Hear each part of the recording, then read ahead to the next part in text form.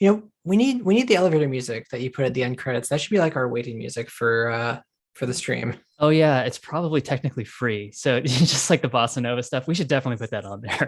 More bossa nova in the stream in general. Yeah. Yeah, yeah, absolutely. Anything that doesn't It's get us funny. a copyright strike, it is. Yeah. Okay. It's weird. I've been streaming every day for Advent of Code, and now like I'm I, back in our actual stream right I now. keep It's getting great. notifications that's like Jeff and Thomas live, and I'm like, whoa. It's I'm like, really am impressed. I really? You've been hitting Advent of Code hard. You're always so good at actually doing it. And I always make it like 5 days in. Oh, I think what it is like it's like trying to exercise every day. It's like if you let it slip, you're just gonna fall off. Plus, I like Oh, doing it, so oh ultimately, yeah. it's just fun, you know.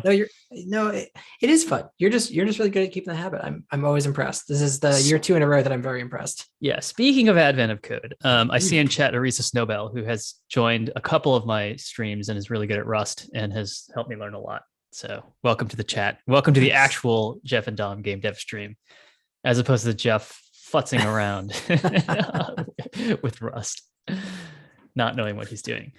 Um, I love it. yeah. So I think we like okay. So we have blockchain 1.2. It works It's good. and it's good. Yeah.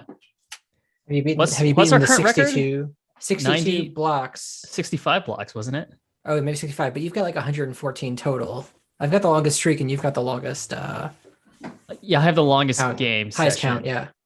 Yeah. The funny thing about that is, did you just quit when you were playing? Because you had like a 65 block streak, and then it just meant within the space of like 30 blocks, you got hit 10 times. So I'm Well, wondering if you. actually, I got hit 9 times, and that entire 65 block streak was my last hit. So the pressure was on basically. Yeah, it was. I That was is determined. incredible. I was determined. I was like, I'm not going to mess this up, and got really focused. Yeah, yeah. I Uh, think I think as soon as you kind of like really, really bear down, you sort of hold your breath.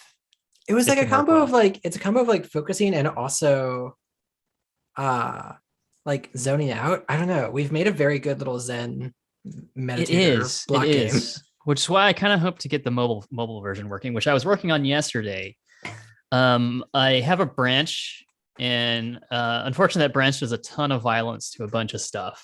Oh, okay. Because I'm still trying to figure out the best way of like having somewhat sane, not responsive design. I don't care about like stretching or scaling the actual game content based on the size of the viewport.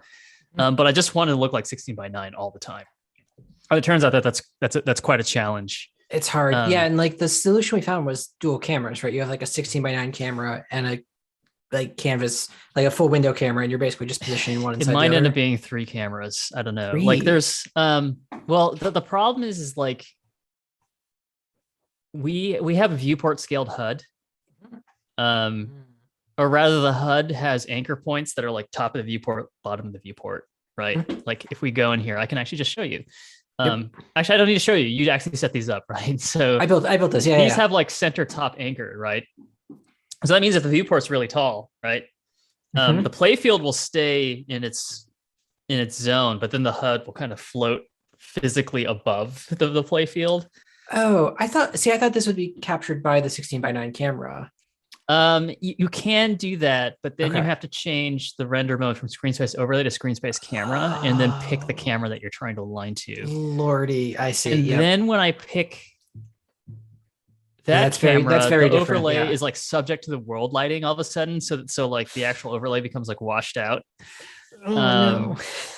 and I think it's the text material, right? There's something about our like That's this bizarre. material in here that basically applies lighting, and I don't want it. And Wow. Okay. I I hate don't know it. how to change. I don't know how to tell the shader. I don't give a shit about the light in the world. Um, so suffice it to say, it's a bit of a journey to get that working. Fair enough. Fair enough. The other thing I noticed is that Yeah. when we do that technique that they recommended, if you use a large browser window Mhm. and you have, well, I don't think this will ever happen because we're basically we're basically hosting on itch, and itch displays things in like a fixed pixel iframe. Mhm. So even if the interior HTML document like does like 100 VW, 100 VH, kind of like scale to the maximum size of the viewport type thing, Mhm. um, it should be constrained to the iframe. But I've noticed that Yeah. the actual pixel size gets larger than that, like it actually gets slow in the browser for whatever reason. I mean, is it just because we're putting a lot through the WebGL pipeline at that point? Maybe it's JavaScript, It so who knows? shouldn't matter, but who the hell knows? It's like Yeah. it's WASM that it's actually running on. Mm, Because it compiles the Unity runtime into C++ and then runs it it wasn't does a like WAS it does compilation. what is the Yeah. thing Mscripton that does C++ to WebAssembly. Holy shit. Um, yeah, Okay. It's funny because we fit a lot of a game engine into the JavaScript runtime, but I feel like sort of smashing the entirety Unity runtime in there seems much heavier than what we were doing. So it's pretty heavy. I'm Yeah, it's a honestly lot of impressed it stuff. runs it all, but yeah, they got a lot going on. So I thought what might be fun today would just be to work on character oriented stuff. We have Yeah. new characters, we can level design them, and then we can think about adding character select. I was looking forward to that. Yeah. Character select is like a lot of sizzle, but I think ultimately like very little value add to the game. It's like another menu that we have to select, but it's fun and funny, I guess. It'll be good. I like that we'll be able to offer some player choice to the game as well. Yes. Yeah. I think it's a good one. Yeah. Okay. That all being said, I just cropped a bunch of sprites this afternoon. I noticed that And I was like looking at I was working on the sort of burn bar at the center line earlier, okay. and I just I stashed it and it's not in there, but I just pulled down right before the stream and I was like, Jeff just added 50 files. Yeah. So like, is there a way I can display these? This is a little bit tiny, right? But like, yeah, there's just like new characters. There's 4 new characters. So I guess it's in our. I guess maybe I should just show it in the project browser. I can't really get a big view of it though. So we just have a bunch of stuff. Nice. I also thought it'd be fun if we could come up with names for these characters. It's true. Yeah, that aren't. I mean, we have some very questionable IP relationship to intellectual property in this game. We didn't use Mario, thank goodness. We did not use Mario, no, but we have a very. I mean, I'm sure the estate of Mr. Bruce Lee would maybe not be happy with the dragon in there. Yes, a very Jet Set Radio looking roller girl. At least half of very Castlevania. Castlevania looking Alucard, a very Castlevania looking Simon Belmont. I just called him Hunter. Hunter, yeah, it's good. Although I kind of made him evil. His parry is like just bouncing off of his chest. That's what I made his parry. He had like a massive sprite sheet, but a surprisingly limited vocabulary of things that weren't weapon oriented. So I did my best. That kind of makes sense. I feel like Simon Belmont is very weapon forward. Yeah. A very Golgo 13 looking Golgo 13 for our rich guy, whatever. Wait, do you recognize that character? Who is it? Golgo 13, yeah, he's like a 007 anime character. He's classic. Okay. I remember that was like the first video game that ever had like implied sex that I ever saw. It was like an NES. There's the Golgo 13 NES game, and you like meet up with a woman, and there's like a little cutscene, and then all it does is it shows like the outside of the hotel, and it shows their 2 silhouettes, and then the light going out. And in the morning you're healed because like of course like sex always heals you in video games. Wow, I thought that was a Grand Theft Auto innovation, but no, Golgo 13 it goes way back. ahead. Yeah, it goes way back. Goodness. Yeah. All right. I'm not shocked. Okay. The other development of this slightly. week is I started using Writer. Yeah. Which I like. You know what? I keep jumping back from screen to screen. I'm going to just like move Unity over here so that I don't collapse them up it around. Yeah, I'm sorry about that. And then we don't need Pixelmator anymore. It's a very annoying Mac program. It's I've tried to use it. I've tried to be like, I'm gonna be the good I'm gonna be like the most Mac forward citizen I can be. I'm Right. on Pixelmator. I hate it. I hate it so much.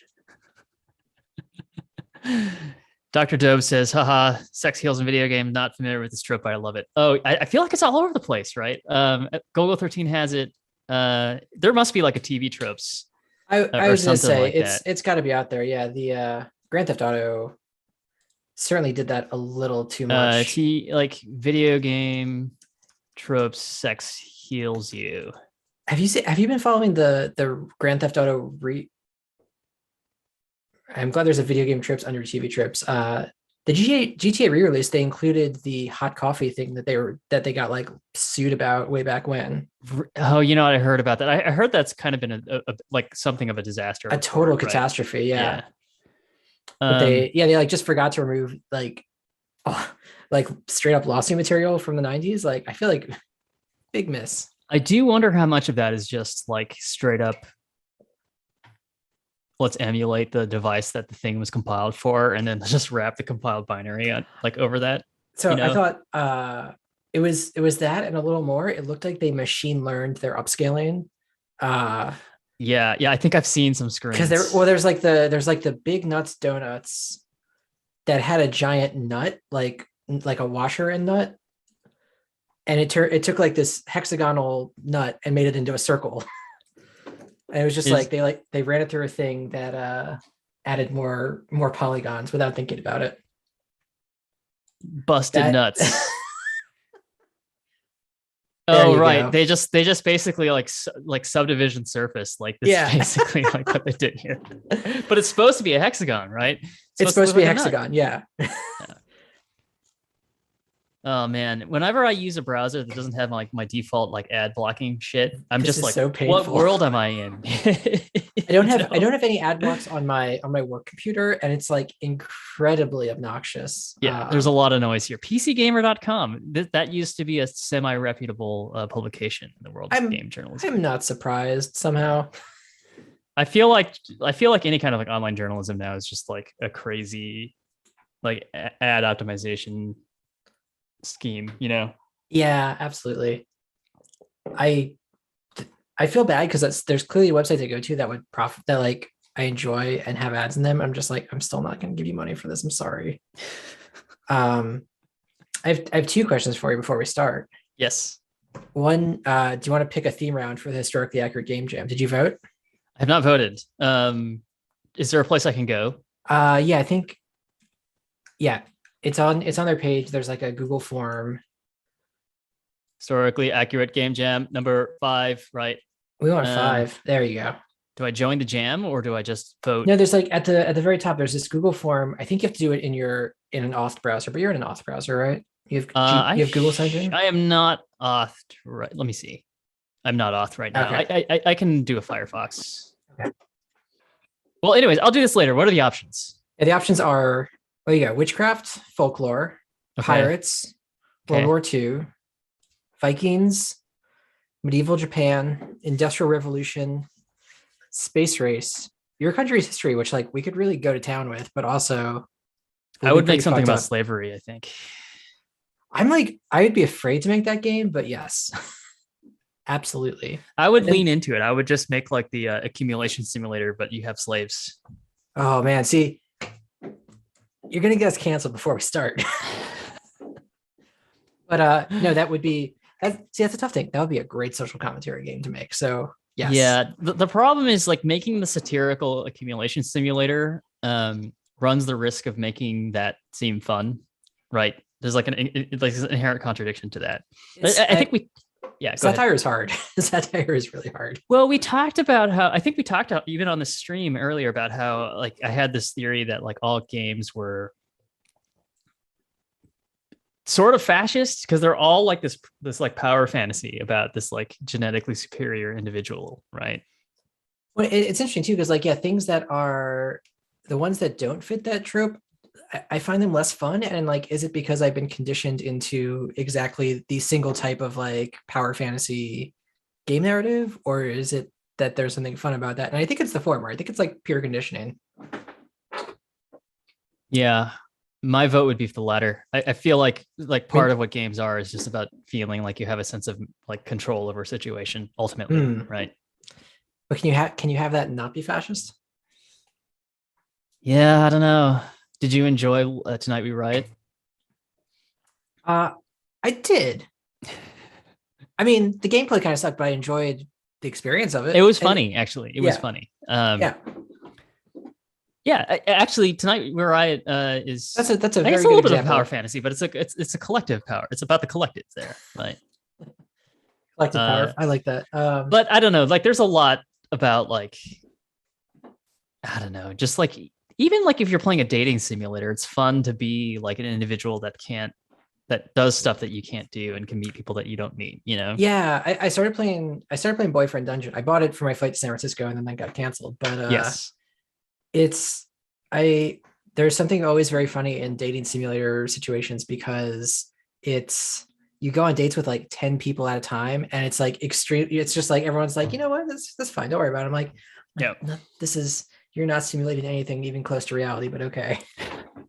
Well, like people in dating sims are like infinitely eager to talk to you no matter like what you say, you Oh know, my god, like yeah, they'll it's continue to respond hilarious. to you. Um, whereas like you have a very limited time span in real life to Mhm. actually be able When to do that. they just wait at the location for you for like 5 days until you show up for the date Yeah. and that sort of shit. Right. So I was gonna vote Industrial Revolution because I think that's right up our What was your wheelhouse. other vote? Space Race? I was thinking Space Race. I think those are the two best ones, to be honest. Yeah. Those are the two most interesting ones, and the ones that I think we're most capable of, like we as just like modern humans, the most capable of actually making commentary on. Yep. Um, Cool. when I first heard about historically accurate jam, I wanted to do Industrial Revolution because I wanted to do the capitalism accumulation simulator. So if it's not It's slavery, it would be child labor or something like that. But again, I was worried about making it it's weird fun. how much more acceptable that is. Well, if we have to stack rank our atrocities, I think we can. I think we can safely say that like child labor is at least like I feel like it's at least like a subset of slavery because slavery really implies child labor I told you and how then good some. I told you how good Frostpunk was, right? Because it makes you make choices about child labor and like Yeah, you they don't have the feel good. small hands, man. They have the small They have hands. this one. It's basically right. It's exactly the SnowRunner philosophy. But Yeah, it makes you feel really bad Snowpiercer, about you it. mean? Snowpiercer, yeah. Yeah. Sorry, SnowRunner is a game about driving trucks, I guess. Okay. Yeah. All Yeah. right. I voted for those two then. I will vote for those two as well. But you were saying there's a couple other things you wanted me to take care of before we got into the game. I have one more question. Well, I figured since we're making blockchain, Yes. we should talk about dumb blockchain shit like we used to. Okay. So I listened to a podcast called Time to Say Goodbye. Okay. It is ostensibly like a leftist Asian American podcast. Hmm. A friend of the friend is on it. That's how I heard about it. And then it's also one of the participants is a writer that I used to read on the website Grantland. He was actually started out as like basically a sports writer, but he's like a really he's diversified into lots of. He's like a bona fide journalist, right? Cool. And they asked the question, what does the left, is there anything that the left can get out of cryptocurrency? I'm curious. Really I good want to put that question in front of you.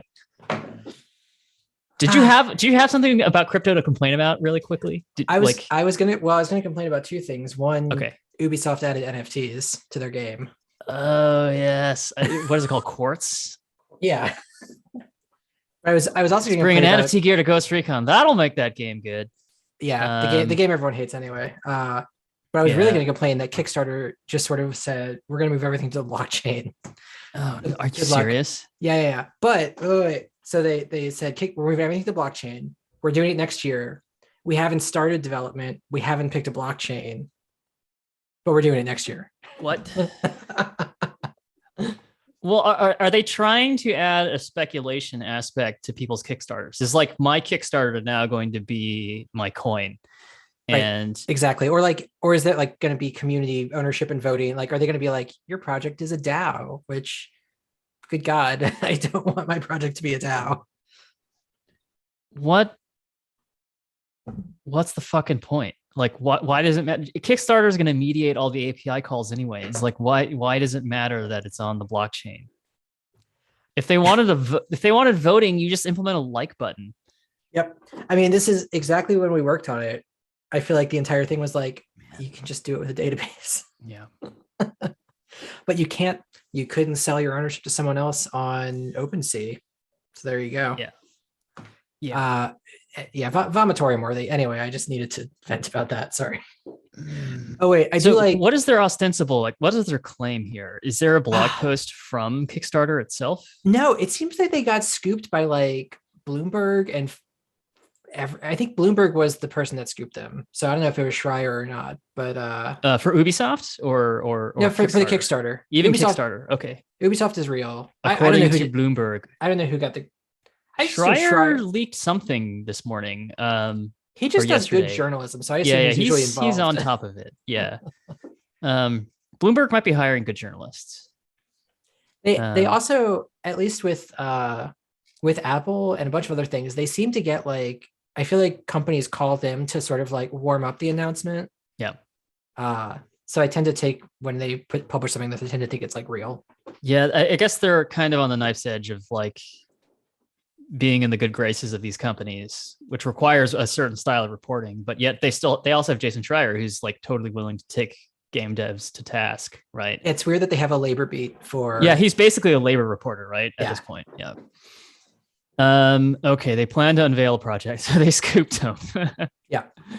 Yeah, but embarking on the project was a big decision to help bring creative project. What problem are they trying to solve? Ask that about every blockchain project in the world, except for ours, because I know exactly what problem we're trying to solve. We're trying to solve the fact that people forget to block. Exactly. Yeah. All right. One last complaint, and then let's actually make some blockchains. Yeah. The Ubisoft NFTs, you can't trade them yourself.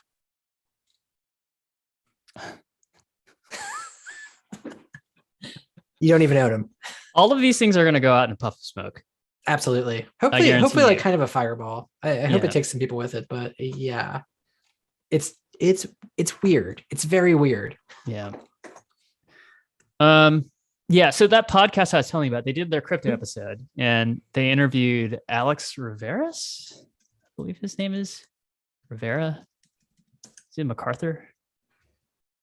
Is he a genius? He's a genius. Yes. Interviewed this guy who is a filmmaker who's interested in the possibilities of crypto. And he mentioned a few different things.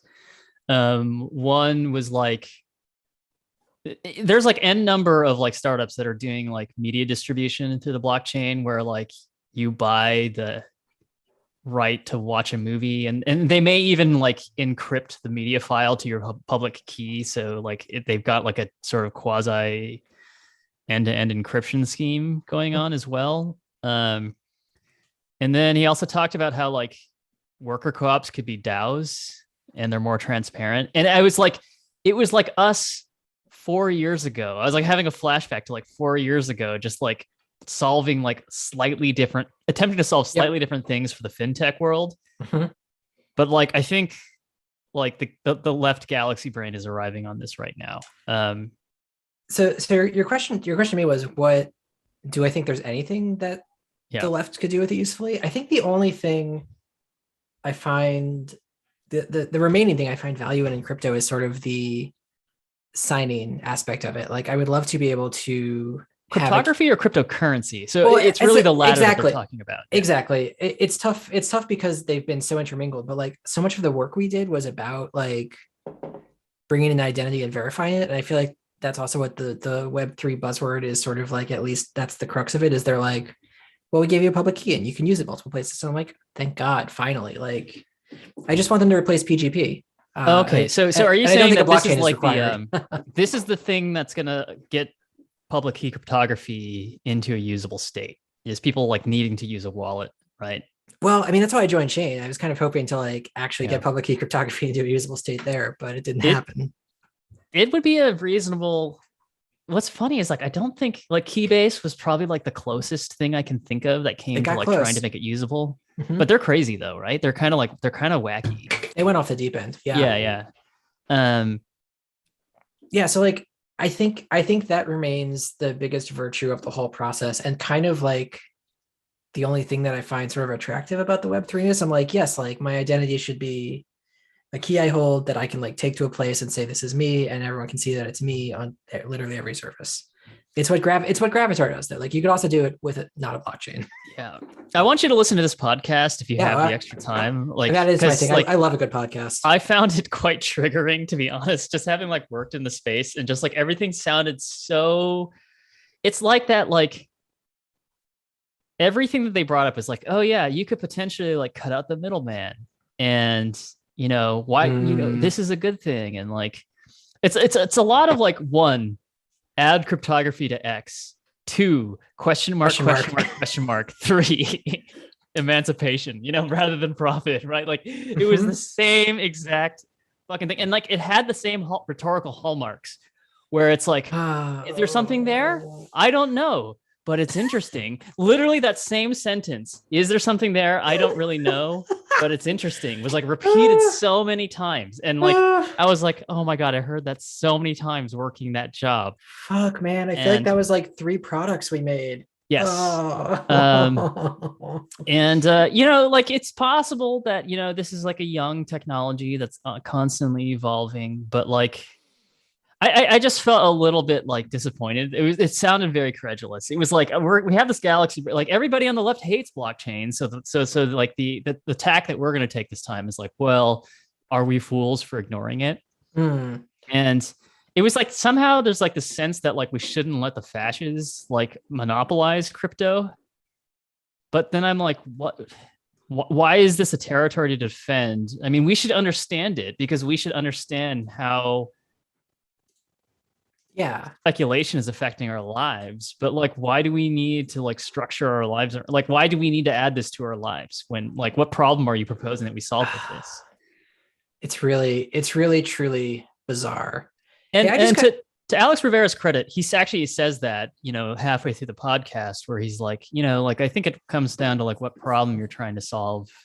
But then he like proposes all these crazy things that I think he's just trying to play ball with the conceit of like, what can the left do with it? But honestly, I was like, I just felt triggered. I was like kind of grinding my teeth the entire time. And I couldn't tell if I was gatekeeping, because I was like, I worked in crypto, like, and I'm a leftist. But but I feel like we tried so hard. We did. I don't know. We tried really freaking hard. So I don't know. I think what it is the assumption that it somehow magically is revolutionary when in fact it solves a very narrow problem and then adds a shit ton more problems for you. Well, you know what I mean? It's like the same pattern that I was kind of like detecting. Yeah. What I found most disheartening when we were working in blockchain is that we set up a blockchain. We were working with like Fiserv, and we were going to like move people's banking transactions to the blockchain. And to do so, we had to FTP a text file about how much money got moved into their server every day. Yeah. Like we didn't remove any middlemen. We added another middleman and then like had to do a lot of work to make the middleman go in the middle. The same for when we were doing Pogo and we were trying to do this like cross-border payments thing. And we were like, well, I guess we need to like get a bank account and a legal entity in 50 countries. So was Pogo blockchain enabled? It wasn't, though. We had multiple millions of dollars riding on us adding the blockchain to it at some point with Stellar. It was like a funding condition. Oh, okay. Right. But actually it was really funny because we did it and we were like, we really don't need blockchain for this product. Yeah, it kind of doesn't do anything, does it? And that's what these friggin' Ubisoft and like and Kickstarter people are going to realize. It's like, what is this actually doing but like complicating our software stack dramatically? When I like deeply appreciate that it is pushing actual cryptography forward, because like that shit seems really good, and I love the notion that people will be cryptographically signing more things they do. It just has nothing to do with a blockchain, or like that does not require a blockchain in any way. So I'm still not sure what the forefront of like crypto usability is. Like the products I think of, like WhatsApp or Signal, they try to like move the sense of keys, like the idea of keys away from you entirely, to the point of like kind of compromising the security of the product. I think so. Right? I think Signal went too far with the safety number thing, because like I just accept everyone's new safety number. They like toss it out. They regenerate that key so frequently as to be unusable, which is a real bummer. And I think you can just SIM swap your way into Signal, right? Because the way that they authenticate is through a text message. I feel like. Yeah. Yes. That although if you don't have the safety number, it chucks your history, right? So at least you're like. It actually chucks your history no matter what. You have to like have the previous physical device do a transfer to the new one. So like they're not holding your history, which is nice. They've done a lot of things right. Yeah. Yeah. Because basically they'd have to transfer the data over and re-encrypt it, right? Okay. Mm-hmm.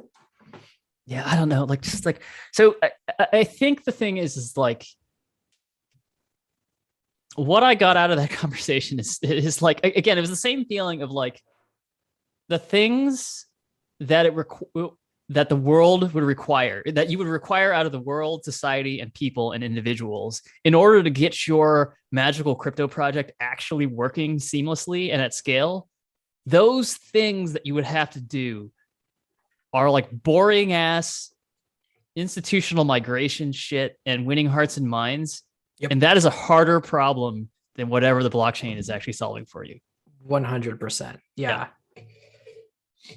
It's like the, okay, let's say decentralized identity, decentralized name service, right? Like DNS on the blockchain. Great. Yeah. Yeah. We don't want these like sort of centralized actors for doing this. Okay, great. Well, how do you get everybody's like user agent to use that? It's a great question. You have to go to the browser vendors. You have to actually work with centralized authorities or bust. And I convince Tim Cook, hey, use this bundle of IPs to like resolve DNS rather than this other one that you're using. Well, and you know, I can just imagine a beautiful world where someone could like fork a browser. There's plenty of open source browsers. They could set up their DNS on the blockchain. That is, I wonder if Brave is doing that, right? Like Brave it's a good question. Yeah, but yeah, if you put your DNS on the blockchain, you set up a process to like just publicly mirror whatever's out there. Yeah. But you have your special blockchain domains. Yeah. And then one day someone's just going to steal one from your wallet because like the security is really hard and they're going to redirect your domain somewhere because the shit's really fucking hard. Yep. The whole thing is hard. The thing is, you always want intervention, right? You always want recourse to the courts or to someone who has, at the end of the day, a cop to go and like be able to say like, actually, we looked into this and the ledger is wrong. And we had a process for actually determining this, right? Yeah, I feel it's the whole like you don't have to trust anyone thing is a very scary prospect for. It's ultimately libertarian. Yeah, and I would say I think it's anti. I just don't. Well, maybe if you're anarcho syndicalist or something like that, maybe you believe in like a weak state. Leninists are kind of like eventually we should have no state. I mean, like I feel that way too, but we got a long way to go to get there. But what is that? You know, like okay, well let me actually ask you about that because I'm not sure where I fall in the equation because I actually think you do need to subject yourself to the rules of what everybody decides, right? And is that not just the state? I guess I think the state should be smaller. There's sort of like probably a more like a European country or our individual states is probably a better size for governance. I feel like trying to govern the whole, like, I don't know, a world government is a complicated process. And I don't think should make decisions about taxes or where, necessarily, but there should who fixes the roads, right? Yeah. A centralized point where we make decisions on, for example, what the distribution of wealth and resources are, right? That needs to be a communal agreement. And that has to be, unfortunately, backed by force, right? Like that's just what it is. Like, and so I don't get this. Like, okay, the permanent the permanent steady state of our society is going to be this future where a robot is making these decisions. Oh, no. That's what the blockchain is, right? Like that's what a smart contract is. It's transparent. Like. It's so true. You ultimately want humans to be making those decisions, right? Like through a process that we can audit and like that's what it should be, right? Like I'm with you. Yeah. Now I feel like we live in a world of Skynet accelerationists, and I can't figure out why that is what they've chosen. Hey, by the way, I don't know if you got a pop-up. I got a pop-up that says this meeting's about to run out of time, which I which did is not get weird. that pop up. We'll see what Um, happens. So be it. well, Dr. Dobes has asked, actually 3 minutes ago, what do you guys think about the Signal plus mobile coin integration? I feel you all must have thoughts. I'm not a big Signal user, so I don't know if I have thoughts on that. oh, I am. I love Signal. I think it's. I'm like skeptical of any. I'm just skeptical of coins. Yeah. Anything that anytime they put money, if they're like, okay, we have encrypted messaging, we'll let you encrypted money. The state is just going to come smash them as soon as that's interesting, Yeah. because that like challenges the hell out of a whole lot of important systems that people do care about. Yeah. And like all anonymity disappears as soon as you need to get your money out of Signal. So it's sort of like begs the question like of the purpose of sort of laundering it through the system essentially. Because Yeah. what are you gonna do? If you What want to is the hide money from the government, how could you do it with Signal? It's like not going to work when you got to put it in your bank account. Dr. Dobes, if you're listening here, we would love to hear your opinion about that, Hmm. about Signal and mobile coin. I have the feeling that Yeah, anytime anybody invents a coin, they are intentionally or not trying to cash in on speculation. That is my uncharitable but honest belief about that. agreed. Yeah. Okay, wait. I think you should put on the back and a bit button, and I'm going to hit this sign in to a different Zoom account, and we're going to see what's going to happen. Okay, we I'm will very be afraid of back this in a meeting getting bit. canceled. Uh, Like 30 uh, seconds.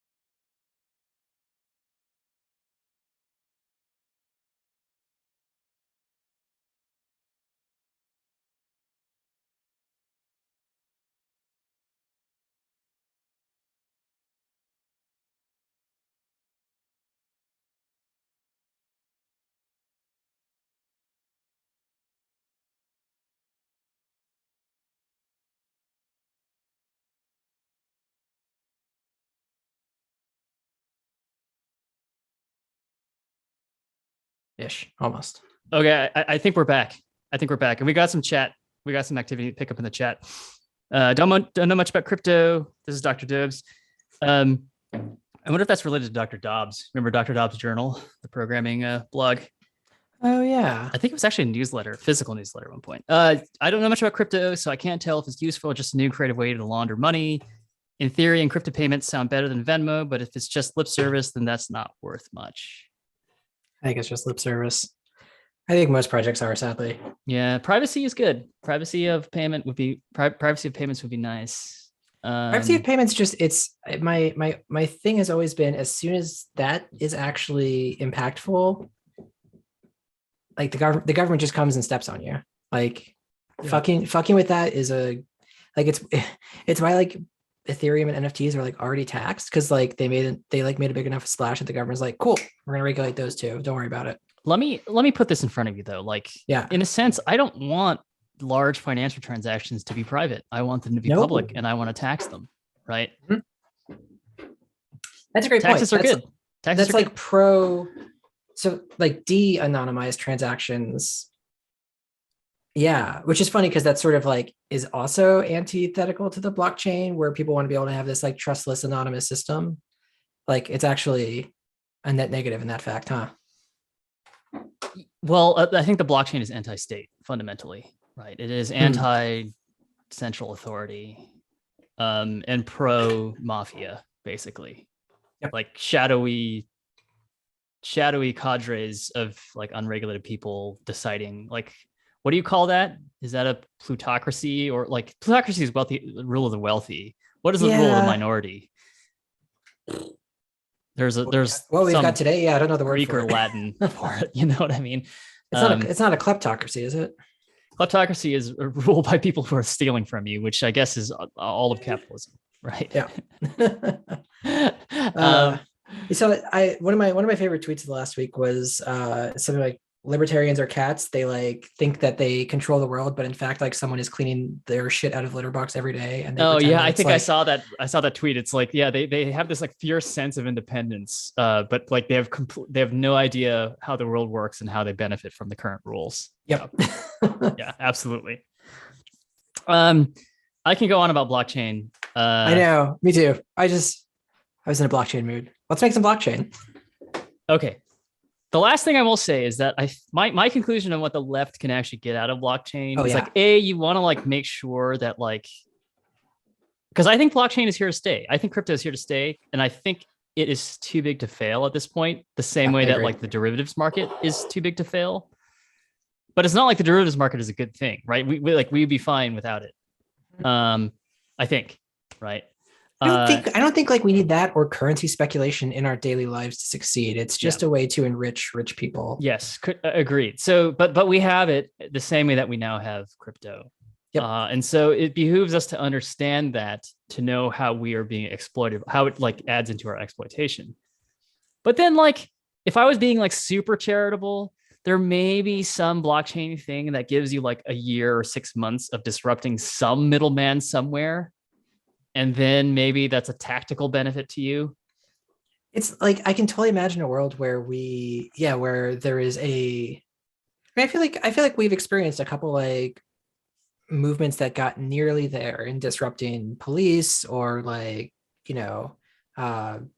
government injustice. Like I feel like over the last couple of years, we've almost experienced it and it never quite got there, but I could totally see like a blockchain project also being one of those things that like almost disrupt something enough and maybe like, crest the wave and does that. So right, but it's like it'll be like a tool in the tool belt, like the way social media is, or something like that, right? Like I just don't think that there's anything about crypto that is instrumental to any kind of like serious left project. There just isn't. Like no, well, and stuff like I thought like the Wall Street bets, stonks, GameStop, whatever, like was simultaneously a very libertarian and a very lefty project, because they were just like tanking corporations for fun, and I loved it. But it's also just spectacle, right? It doesn't scale to like the actual redistribution of wealth or power, right? Well, and I think that shit came down really hard on them. It wasn't like a getaway scot-free on the blockchain crime. It was kind of like and now you're going to jail for the SEC saying you're manipulating stocks, which like, oh really? Did they actually arrest people? I think they are going through a lot of trials. Yeah, I thought they did arrest someone actually. What Because it happened to the turns one like central dude? is that Forget what his name was. Wasn't it? Didn't he have the word fuck in his like nickname? probably seems like at least someone.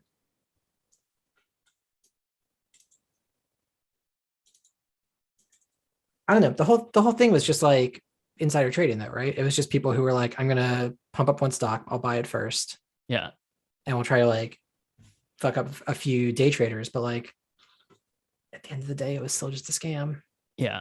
The other way that the blockchain can help you on the left is if you're actually involved in illicit activity and you want to cover your tracks. It's great for illegal shit. Yeah. It's Yeah. really, really good for that. And like maybe it will come to that for you if you believe that the system is unjust, but you need to evade its apparati. Then you have Bitcoin to fall on. And like I'm kind of into it for that use. It's Yeah, just like I think that's like kind its of like best the use so actual far. that is like the actual use case besides speculation. Yeah. Right. No, totally. But then like you kind of have to deal with like the drugs and hitmen as well. You just end up in a very sort of like fucked up block of transactions that Yeah. But I wonder, yeah. like, did you get to know Henry de Valence? Yeah, I like Henry. Yeah, Henry's cool. I didn't get to know him at all, really. I had like a couple random lunch chats, but like he's pretty far on the left, I'm assuming. That was my kind of like read of his persona, but he's also like very into the blockchain, and it'd be interesting getting his take. He's very into cryptography. Henry's Yes. a cryptographer, and I think the blockchain. The way I read it, he could be a true believer, and I could be wrong, but the way I read it was that he's working on a blockchain project now, if I'm not mistaken. Right. Well, I feel like it's the way that he gets money to spend time being a researcher for like novel cryptography. Like I kind of like because he put out like a bunch of that zero knowledge proof stuff and was like integral in that. And I was like, he's making bank. He is like the most in-demand person right now and gets to research whatever he wants and do really cool math. And I think the cool math is great and important, and like he's the right person for the job. So yeah, totally. And I honestly couldn't tell if he's a true believer in like Web3. I think he might be anti-state, so I think the decentralization might be appealing to him as well. That's true. Oleg was always an interesting one for me there too, because he was definitely anti-state, but also he was like the most anti-state person I knew, and we had like very interesting sort of like communist versus anti-state. Well, I guess for him it was like coming from Russia, right, and like feeling like that was a highly like a visibly tangibly corrupt government system. I think absolutely that was and he came out of it convinced that you just can't have a state that like.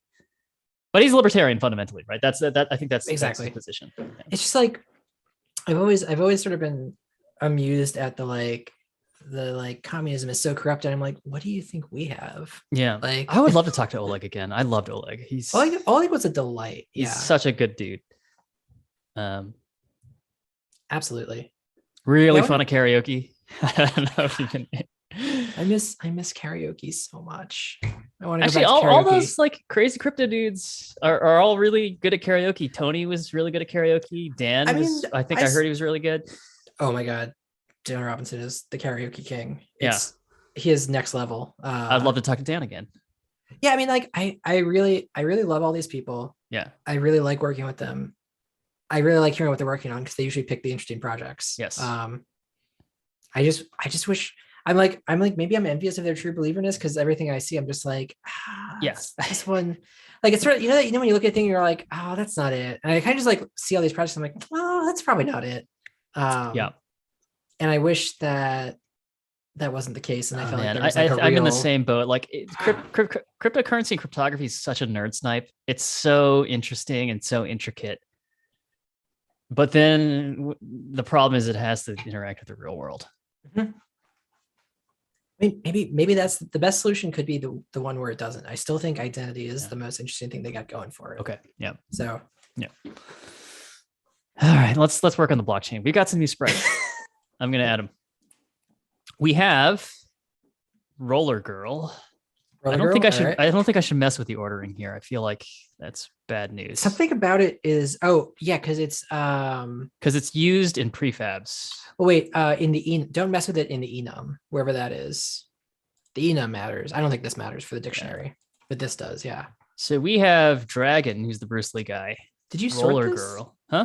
Did you sort this? Did I put dummy in there? Huh.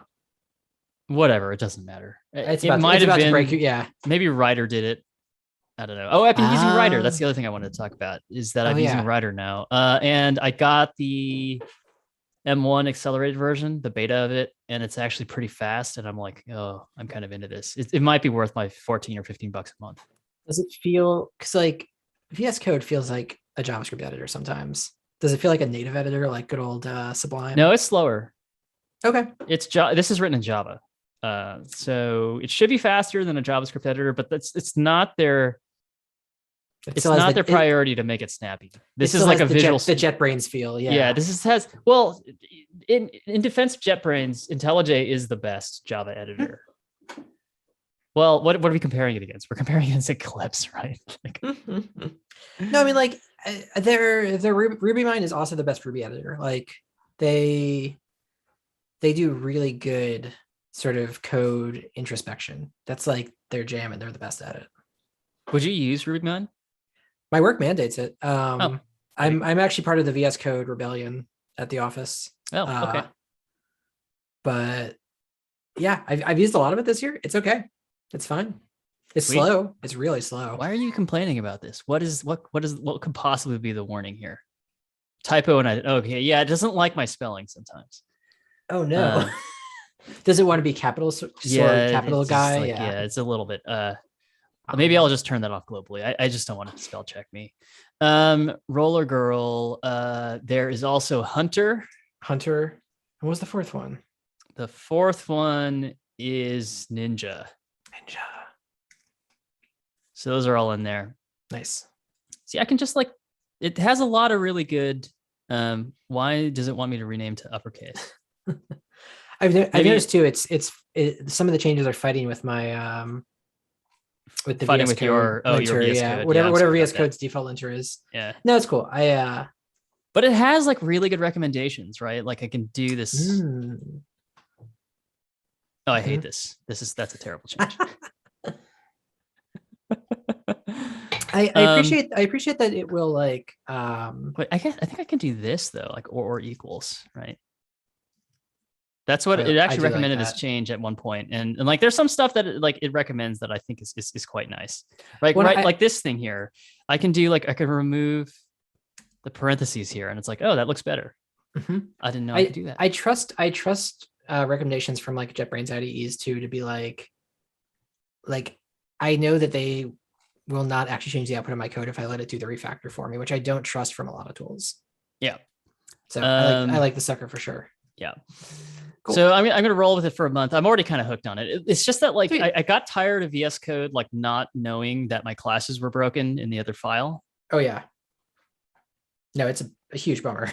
And they know about the bug because the guy acknowledged it in the GitHub issue that I posted. But then like, I just don't know if they have the resources to work on it. So I'm like, this feels like a pretty deal breaking bug. Yeah, for like long-term use. Okay, let's add the rest of these guys in here, shall we? Yeah,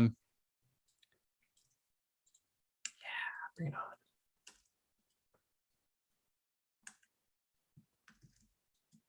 on. Of course, the amount of value add. Multi-cursor fan? Huh? Are you not a multi-cursor fan for this? What would multi-cursor give me here? How do I get a cursor at every comma here? Oh shit! I thought it was the same on both sides. Well, I can just add a string here. Mm-hmm. Oh, and this should all be character dot. I was thinking for the character dot, yeah. Yeah. Oh yeah, I usually select the like from the start of the from the start of the line to the front of the thing to get my multi-cursor in that situation. Oh, got it. Yeah. But you're right. Yeah, it's a little weird. And then what we need to do, we've got all the sprites in there. Mm-hmm. We go to character data, and then we need to add a thing for every single character. Okay. Oh, right, because it maps our animations to speeds, animation and speed. At least for endless mode, that's what matters. Yep. And endless mode is probably how we're going to start testing this. Endless mode is great. See if we can beat Wrestler. So who do we have? Dragon. This is where we're going to actually have to look at the screenshots. Screenshots? Dragon, ninja, Mhm. Roller girl, hunter, roller girl, and what was the other one? hunter. Hunter. I'm gonna alphabetize. It's my way. Cool. This is a hard alphabetize. Yeah.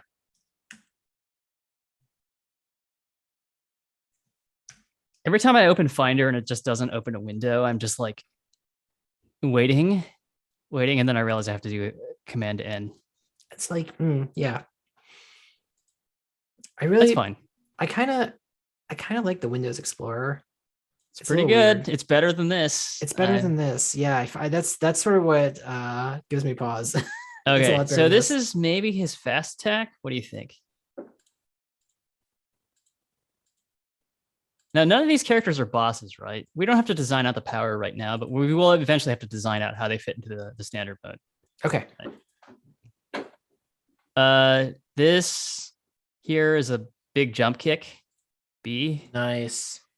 This is a kind of like crouching into like gut kick or head kick. And the last attack is a high. He has a lot of kicks. He has a high roundhouse kick. I mean, he's the dragon. Yeah. So we have with 4 speeds, we have super slow, slow, standard, fast.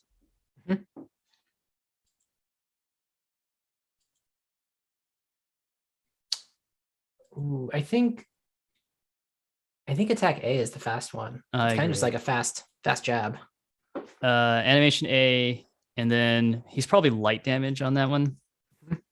Not going to spend too much time designing that out, but how can I do this in the most effective way? Is there a way I can move this over and let it jump? Okay, good. This is what I want. Okay. And then this attack B is maybe his super slow. Is that like... I kind of think D might be super slow. Okay, I'm into it. D is super slow. What is standard then? Standard maybe this chest kick? Yeah, standard chest kick, and then slow is the spin kick. Yeah.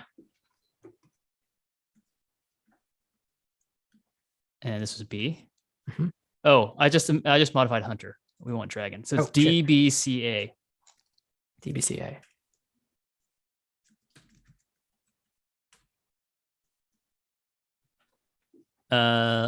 Light. Heavy. This was like formerly the wrestler. I might just do a regular distribution here where I do this. Okay. This is kind of standard for most characters. I think that seems right. Yeah. Okay. And so maybe we'll do it like this for all of these characters, right? Cool. Well, especially because like in endless mode, that won't even show up. So yeah. The damage doesn't matter. Yeah, that gets... I kind of was like, what's the right way to do this? And I was like, how do I make this super general and make another one of these configs for the endless mode? And then I was like, nah. Wherever I look for damage, I'm like, if it's an endless mode, just do one. I love it. I think you were extremely correct about that, because it makes it's just enough to get through. Okay, so the hunter has this sweet roundhouse kick for attack A. The ordering of this is arbitrary. It was like which attacks I could see right away. Then he's got kind of like double. Oh, I got an extra pixel there. Let me fix that real quick. To the Pixelmator.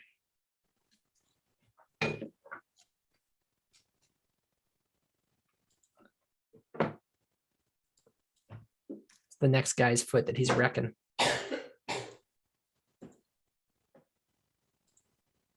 One thing I don't like about Pixelmator is that as soon as you open a file, you're like in project mode. And so if you hit save, it saves like the Pixelmator project rather than the file that you just opened. Nope. Not into it. Choice. Isn't that not what Photoshop does? If you open a ping, it'll save it right back to it. Yeah. Okay. There we go. All right. So Hunter's B attack is this kind of like double fist. Yeah. Double fist. The C attack, I don't remember any of these. Is a kind of like crouching to jump kick kind of thing. Whoa. This is maybe the slow. Yeah, that's intense. And then D is a kind of just like strong-ish gut punch sort of thing. So we have this roundhouse kick, we have this double punch, a jump kick, and a gut punch. I think roundhouse kick is fast, right? Yep. Yep. Compared to the rest of these, especially. Yeah. I think the crouching to jump kick maybe is the super slow. Well, I don't know. Up to you. What do you think? Hmm. I like the crouching a lot for the super slow sort of wind up. So I think that's the right choice. Yeah. Okay, what was that So one again? The Is that crouching was C to the jump C? kick. Yeah. So the super slow is C. Hmm. So that leaves slow and standard. We've Between got D and this B. and this. Maybe this is slow. B is slow, and then Yeah, I feel like the two and standard is D. Yeah. okay, yeah.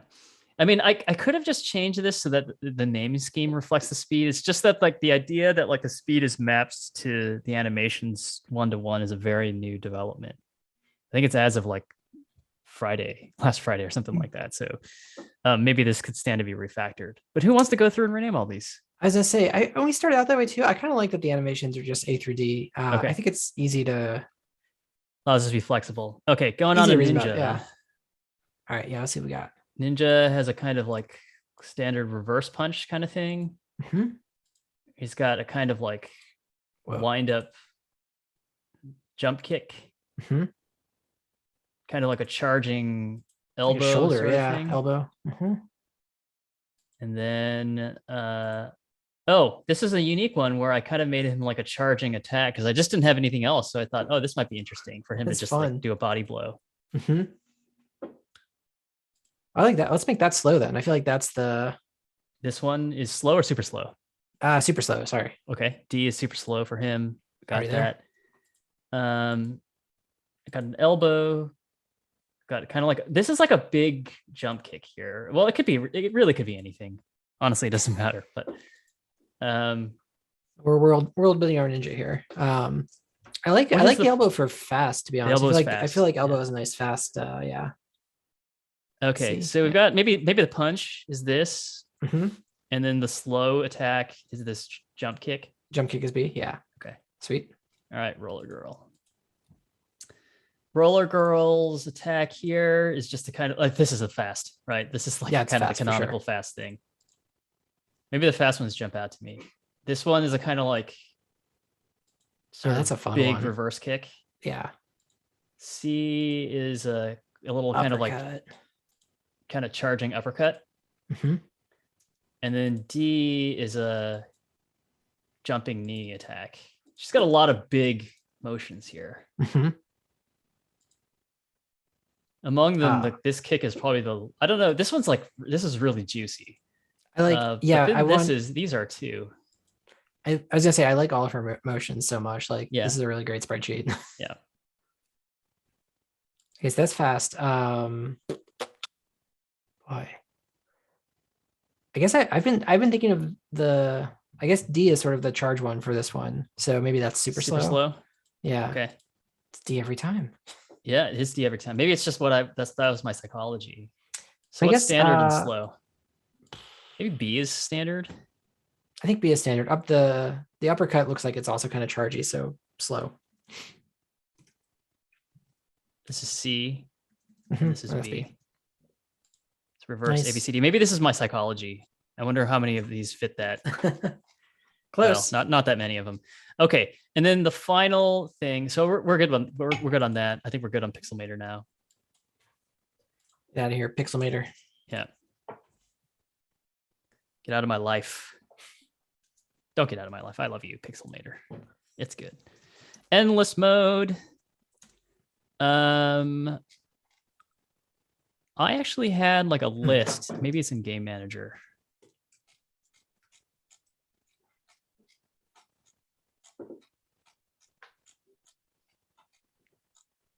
Where do we actually spawn this?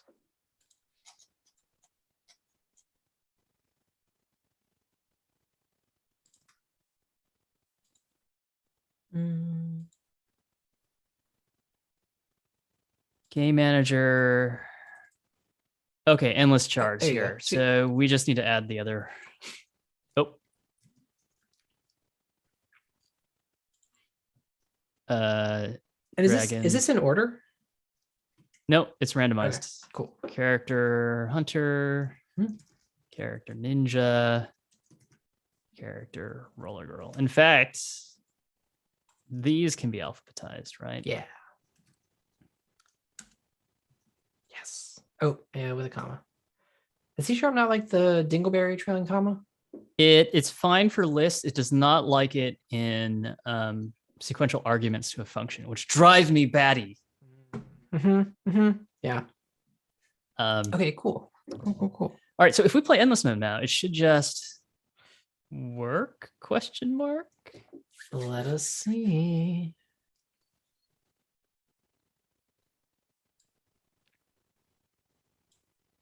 Whoa. I don't know what's going on. You broke Unity good.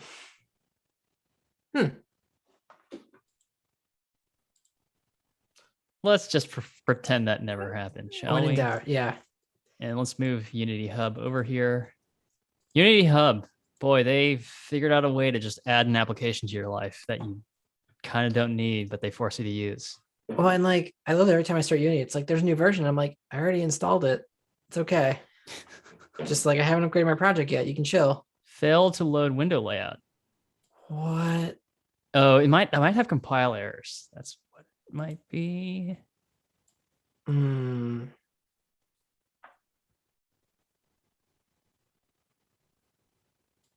What the fuck? I don't know. The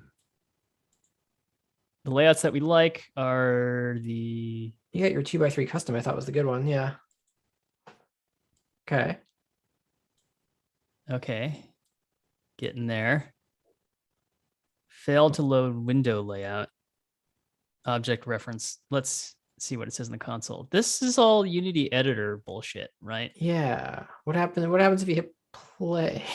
let me make sure that I'm not on WebGL. Okay, I'm on Mac here. So far, so good. Let's just hit play. Okay, I'm gonna mute the audio. I was like, good lord, I couldn't hear it. Okay. Yeah, I'm not sharing my screen audio. Okay. Okay, I gotta play through this. Luckily, I'm really good at this game at this point. Oh, there's a little bit of weirdness going on in the background. What happened in the background? There's like a little bit of. Do you notice the background now doesn't align? Oh, you're in free aspect, not 16:9. So because it forgot. I forgot everything. I actually have to play this game. Those charge up particles do look a lot better now. I like that. It does. Oh god, come on. You know what I can do? I was gonna say, you want to comment out the rest of the characters? I was just gonna keep going. Oh god, I wish I didn't sort it. All right, Classy's gone. Oh, there you go. Problem solved. What I want to know is this is getting updated in real time. That's kind of cool. All right. Hopefully we've brought sanity back in the world and now we can actually play this.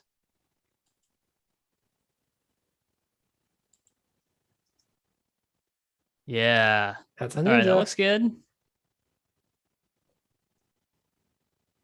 Oh, I like that. Yeah. the charge is fun. Elbow's good. Yeah, it looks good. So far, we haven't had a slow one yet, right? Not yet. That's a fast one.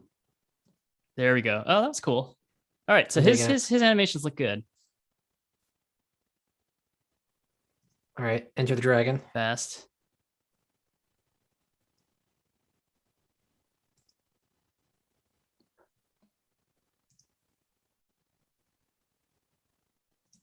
Too fast for you.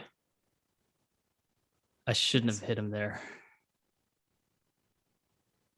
That was cool. Yeah, I like this. I feel like I haven't seen his super slow yet. You asked for it. There we go. Yeah, this works. Yeah, big fan. Now I got to beat him.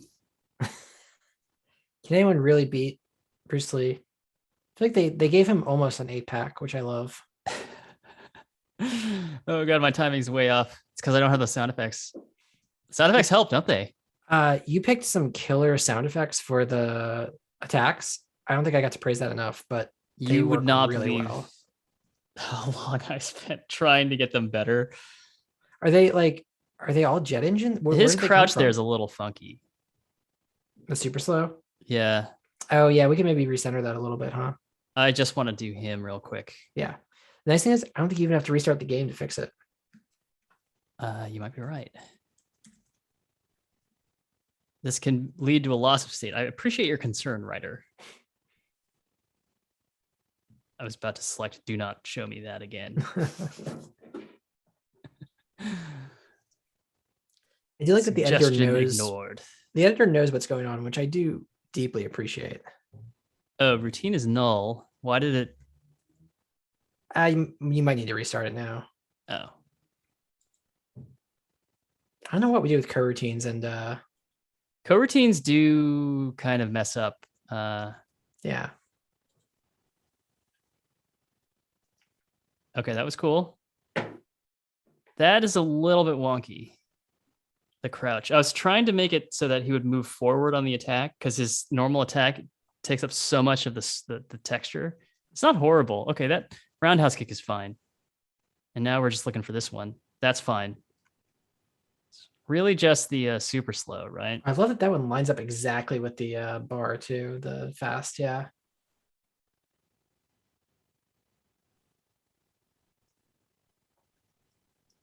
I think super slow is just you just gotta nudge that crouch forward.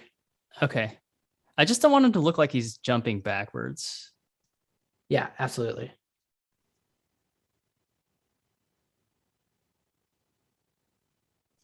Okay. Mhm. What we'll do is open Pixelmator again, which I just closed Sorry. It very returns. dramatically. Like I rage closed it. I appreciated it. Charge attack. This one. Yeah. All right. So what we're gonna do is we're just gonna move it. Actually, you know what we can do? Oh, do you want to bring on like a different one, use it as a reference? Yeah. That'd be Yeah. good. Yeah, it just doesn't look like it's actually in line with the other sprites. That's not so bad.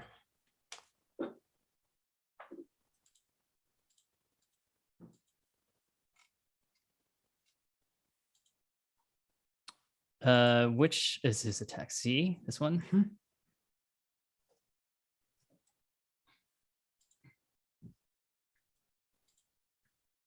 Okay, so that's the attack, and the charge is down here. Mhm. I think it needs to be up a little bit. Yep. Yeah, because we kind of lose the bottom chunk of feet for the most part. Yeah, and then forward slightly. Mhm. His head moves back. Maybe that's fine. I think that's okay. He's doing a big kick. Yeah, let's see how that looks.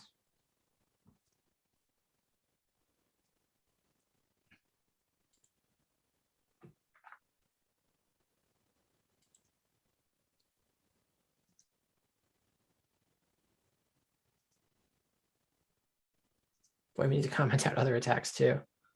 Oh, that's much better. Mhm. It's not super impactful. I do wonder if that should be a different attack. Yeah, less than I thought. Yeah.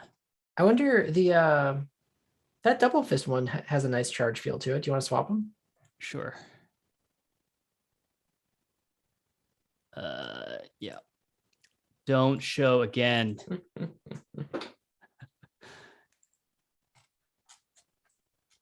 Okay. Let's take a look here.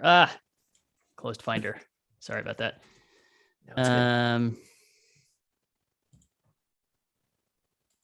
I kind of want to get a little bit of a bird's eye view here. Hunter. So we are proposing that this is his new super slow. Mhm. This is his new slow. And this is his, we're not changing this one. Yep. Okay. Where is this character?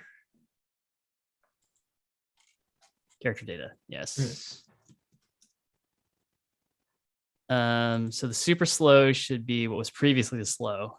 We're just swapping, right? Yeah. Yeah. Cool.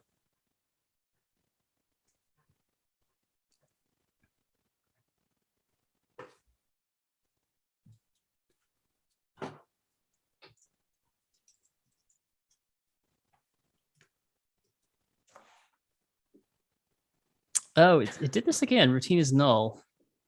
I Huh, like died almost immediately there. What happened there? weird. Is the coroutine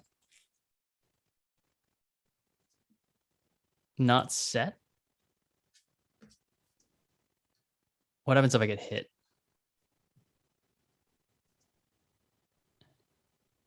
Is it when I die? Is that basically what's happening there? Does that happen every time you die? Maybe. I feel like he needs to jump forward a little bit more. Maybe I can scoot the sprite up. For the two fist. Yeah. Yeah, The crouch to jump kit looks a lot better though. yeah, it does. I wonder if so is it possible that when you die, we start a coroutine for that timer and then no? So I'll show you the way the coroutine is working right now. Oh, so I guess I was thinking it was maybe the parry timer reset also has a coroutine start and stop. So I was wondering if that was failing when you died. Interesting. Um, But it didn't happen that time, so I don't think so. when you delete the object that the coroutine is parented to, it should just kill the coroutine. Yep. There's actually nothing special about coroutines, even though they feel magical. They're basically like an enumerator, which is an object. So when you call it, it stores that in a queue on that game object. And then basically after the update loop, it does like the coroutine update loop And and just runs the coroutines once a frame. we don't actually delete the player either. So there's no reason for like there's no reason these would actually get like nulled out if something else is watching them. Not that I'm aware of. Maybe Yeah. that if the timeline, if the timer, if the cooldown timer itself gets deleted for whatever reason, If you cooled, if it could there be a possible like the cooldown timer gets deleted the same frame that you get hit, so it tries to stop a coroutine that's already gone or something? Maybe. I don't know where cooldown timer is actually referenced. So let's check this out. Oh, that's it on the show and stop are the Yeah, it just gets the component on. Is this the player? It's just a sub object of the player, right? And then it just calls this. There's no reason it shouldn't go away. Yeah. Oh, it's good that it actually found the typo for me there. Oh, damn it. What a pleasant little editor. I was about to like even turn this feature off, but it just helped my life here. Well, you've got a like dyslexic co-programmer, so that's helpful. I didn't know that you're dyslexic. I'm not. No. Sorry, I shouldn't. I Okay. shouldn't make up things I don't have. But I can't type words straight for shit. Got it. Yeah. Well, watch some of my Advent of Code streams. You can see me like retyping the same word over and over and over again within the space of like 5 seconds. We should do an Advent of Code together sometime. At this They're point, really fun. Yeah. It's getting really hard. So, Nice. or today's was like a 2-hour problem for me. Oh hell yeah. Yeah. Have you been bringing guests on the stream? I had one guest one day. He's someone that I knew at Slack who I knew did Advent of Code in the past, and he was actually really good. He would leaderboard, and Nice. he said his claim to fame is that he was actually in the top 100 for the whole month, I think. And then I think one of the Wow. evenings he came ahead of Peter Norvig, which is basically he said his the feather in his cap. Well, damn. Yeah. Norvig is no joke. I'm free all weekend. I would love to do a Saturday or Sunday Advent of Code. I'm sure they're going to be pretty hard this Yeah, weekend. I'm happy to. Yeah, let's do it. Let me know what timing works for you, and I should be available. Cool. That sounds fun. Okay. So we're done. We just added these characters. Hell yeah. I love it. Let's let me just I'm gonna do that stuff in Git right now. Yeah, we just changed a bunch of shit. Stage. Oh, we wanted to fix Hunter's thing. Oh, right. The His thing. You know what I mean? You know what I'm talking about? The little double punch. It needs to jump forward a little bit more, that right? thing. Yeah.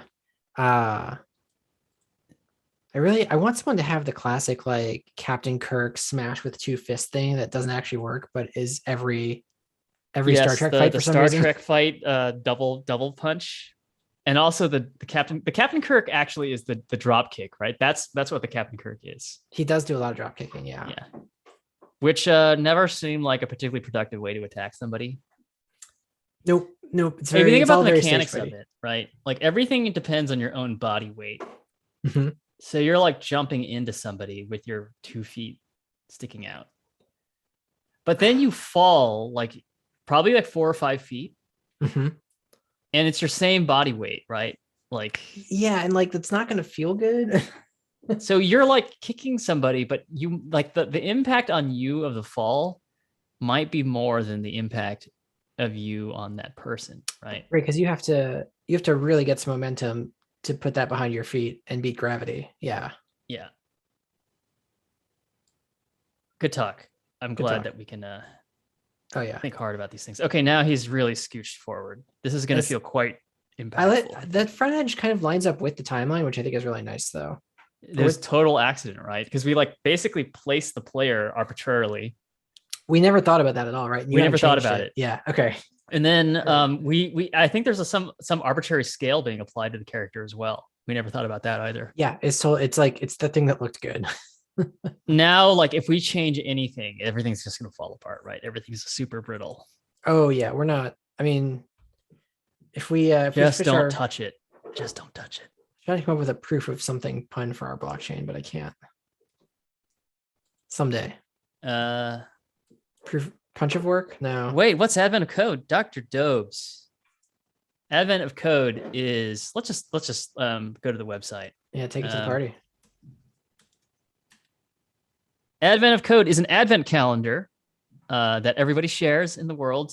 But basically, there is a new programming problem every day for the 25 days of December leading up to Christmas.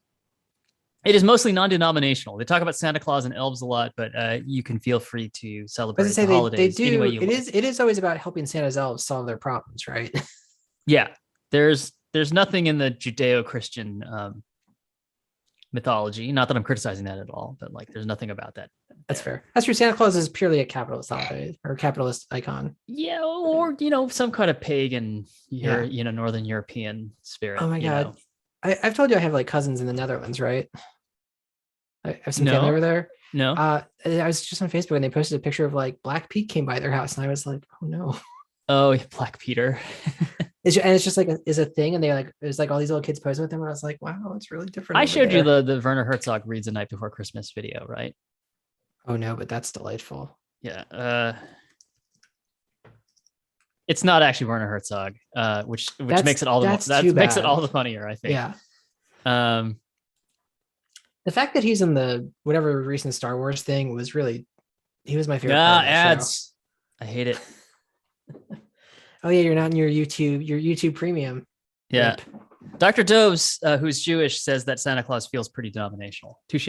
Fair point. Yeah. It is very American, let's say. And Americans are pretty much Christian, right? We could say that we're a Christian nation in a lot of ways that are we're not supposed to be, but we love to say it. Yeah. There's also Werner Herzog reads Where's Waldo? Not as good as this one, but also pretty good. Also fake Werner Herzog. Okay. But like a good enough impression that it's just like, somebody doing an impression, which is fun. Do you think that he knows that everyone wants to hear him do this? Like, does Werner Herzog know how good his own voice is? Yeah, Werner Herzog knows about this video. Okay. And he's talked about it. He said he thought it was funny. He's talked about it. That's great. Yeah. He's like I would not do that video in a car. I would not do like does he accidentally do green eggs and ham while he's denying it? Because that would be really great too. No. I want him to like basically, it's just like it's like a very dark reading or very existential, bleak reading of The Night Before Christmas. I love it. Yeah. Like Santa Claus, he like meets out reward and punishment godlike from his perch in the North Pole. It's not even a straight reading. It's a full. Yeah. Okay, that's even. He does the accent, and then he also does like he's not reading it. He's reading it in the criticism sense. Like he's like deep reading it. He's deep reading Night Before Christmas. Oh, it's even better. Yeah. Okay. I would play this, but there's ads, and I refuse. Great. Yeah. Don't advertise. And I'm not sharing my audio either. Yes, but Dr. Dobes, Advent of Code. I'm actually streaming this every day, but kind of at random time. So it's going to be hard to find me. I do post to Reddit when I do stream. If you subscribe, you'll get a notification. Hint, hint. But there's a programming problem every day. None of them ever get to the point that they feel impossible. Like I don't think I'm like a particularly awesome programmer or a particularly awesome mathematician, but I feel like if you just put the effort in, there's some of them that get a little bit computer sciencey, I right? say by the end it gets hard, as I recall. The Yeah. final problems are quite a challenge. You're never having to solve like an NP complete problem in some That's way, good. right? I think you do a lot of like, I'm going to write a simulation. Like one of the things that they love, they come every other year. There's like some kind of like primitive CPU simulation that you have to write. Like here are like the 8 instructions that this processor can do, and you like run this in like program, and then tell me the output of it, something like that. And then they're also fond of shortest path problems. So Dijkstra's algorithm, I think, is probably about as computer sciencey as it gets. Yeah, well, I'm down this weekend. Yeah. I will catch up. I will ride your coattails on the advent of code. Okay. But I've been trying to like. There are some years that I just did it like, I'd be doing it well into January because like you don't have to do it. You can go back and do 2018's advent of code. oh yeah, never goes away. And I will say this about it, and this is my recommendation for this, is that like if you like the style of program, or if it's like at all tolerable for you to do, it's a great way to learn a new language because they're like very. It's like the idea of like a fun thing that is not a giant project, but it's also non-trivial. It's not just like looping over things and printing them out. Well, I always love that like there's frequently like a channel at work where it's like people are working on it this year, Yeah. and new developers can jump in and like get mentored by senior developers doing stuff. It's always a very fun sort of collaborative. It serves a purpose. It's very festive. I like it. Yeah. Dr. Jobs, if you go to our YouTube, if you just search for Jeff and Dom on YouTube, I'm doing them. And probably day 5, when my friend and I were talking together through it, is probably the most watchable one. Because otherwise I'm just like monologuing and struggling with the compiler. Because I'm doing it in Rust. It's hard to monologue. Like Rust is a hard language to master. Rust is a tough nut to crack. And I've tried to do it, I've tried to deal with it, but it's tough. Okay. Right. I got to finish my Git commit. Yeah, bring it in. Cool. Oh, and let's the idea folder. It's been a minute. I haven't seen the idea folder in a while. Yeah, I am kind of holding off on pushing the changes, but I think it's there in our project now. That's fine. I accept it. What is that MP3? The MP3, I like have a bunch of my sound files that I've been kind of like working through, and like there's a lot of like, let's not talk in too much detail about the origin of some of the sound effects. Okay. They fell off the back of a truck. They fell off the back of the truck. I found them. Let's just say I found them. Hey, if they're not getting those YouTube strikes, I'm okay with it for now. Yeah, there's no YouTube strikes. I don't think that like people will be too offended by. But apparently, I got a recommendation from a friend the other day. This is Shiva of Krazam fame, and friend of the show, Shiva. He recommended that I just like. There are some famous games where like the sound effects are just available. Like he knows Dota 2 really well, and he can just like get a zip file of all the sound effects in Dota 2. And he finds them to be like, he has like encyclopedic knowledge of that game because he played it like he's played it like 2,000 hours, he said, like or something like that. He likened playing Dota 2 to like being in a great band, which I thought was like the greatest compliment that you can pay to a form of activity, because like being in a band is like probably the best thing you can do, right? Like the push and pull and collaboration and sort of like when things like kind of fit together. Yeah. But then he also sternly warned me not to start playing Dota. Not only because it's very new, beginner hostile, but it's also just like a lifestyle that I don't think I want in my life. I don't want any game to be like a thing I have to play for like 5 years. Yeah. To be able to compete with children. Yes. Yeah. Or like nothing that I want to take seriously. Yeah. I feel like I've probably played Hearthstone as like a lark for that long, but like, that's just a fun, stupid one.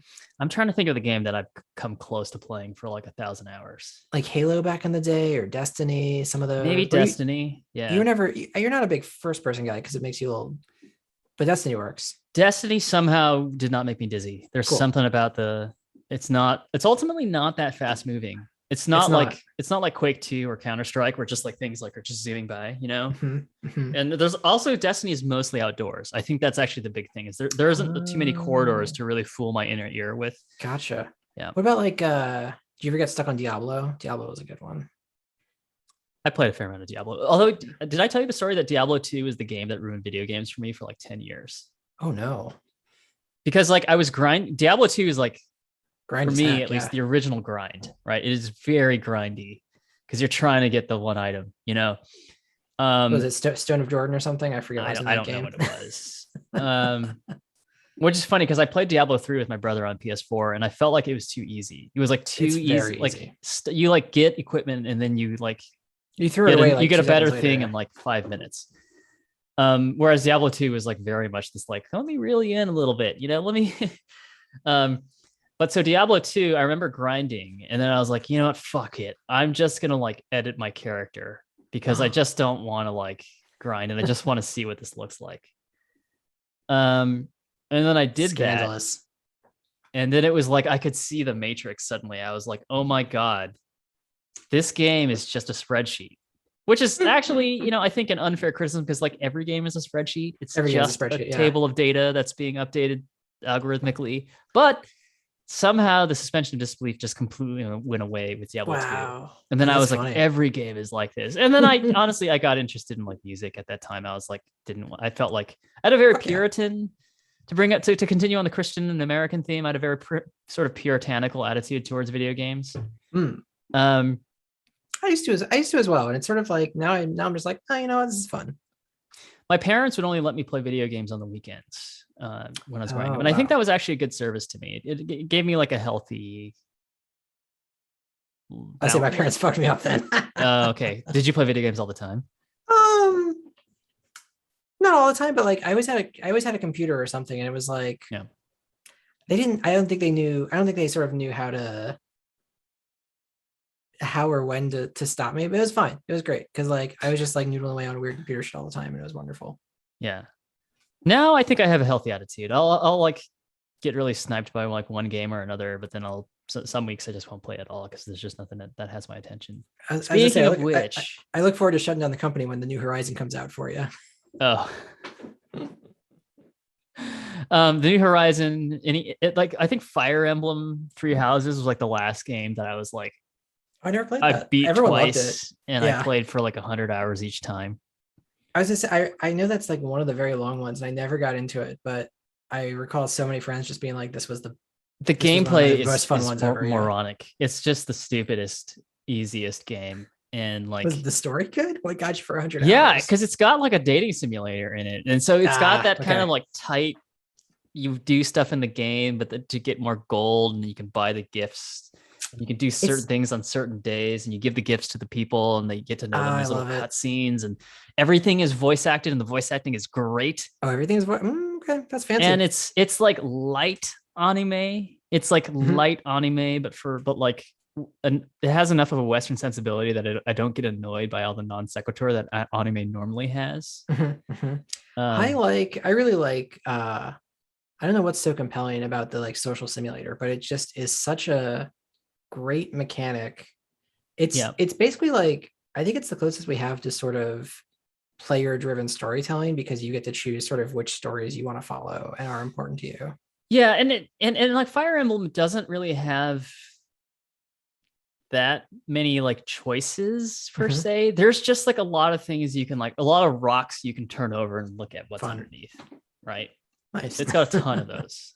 And yeah, I was a big fan of that game. Even like I'm playing Desperados 3, which is like the spiritual successor of Shadow Tactics, and even that has like a light dusting of character. Like the characters will just talk to each other while you're playing the game, you know. And it's just like you got to have that. Like any game that we work on that's of a significant scope is going to have that. I was gonna say that was a thing that both Dragon Age and Mass Effect did to me. It was like a massively good experience there where like your party members had all these different conversations based on who you brought with you. Yeah, totally. And like I would seek out more combinations to be like, I wonder what those two say to each other. And they like, so do we have to add this to blockchain? Is that what you're saying? Oh man, If we were to add it to blockchain, I would like every character to have a response to every other character. Just one. Yeah, I don't want to add more UI. I think the No. game is kind of getting close to being done, right? Like Oh character yeah, select is like I'm even still not sure if I want character select, but that's fair. But I love the maybe we'll like I make love it. this the All the right, the start that of that fight looks line. good.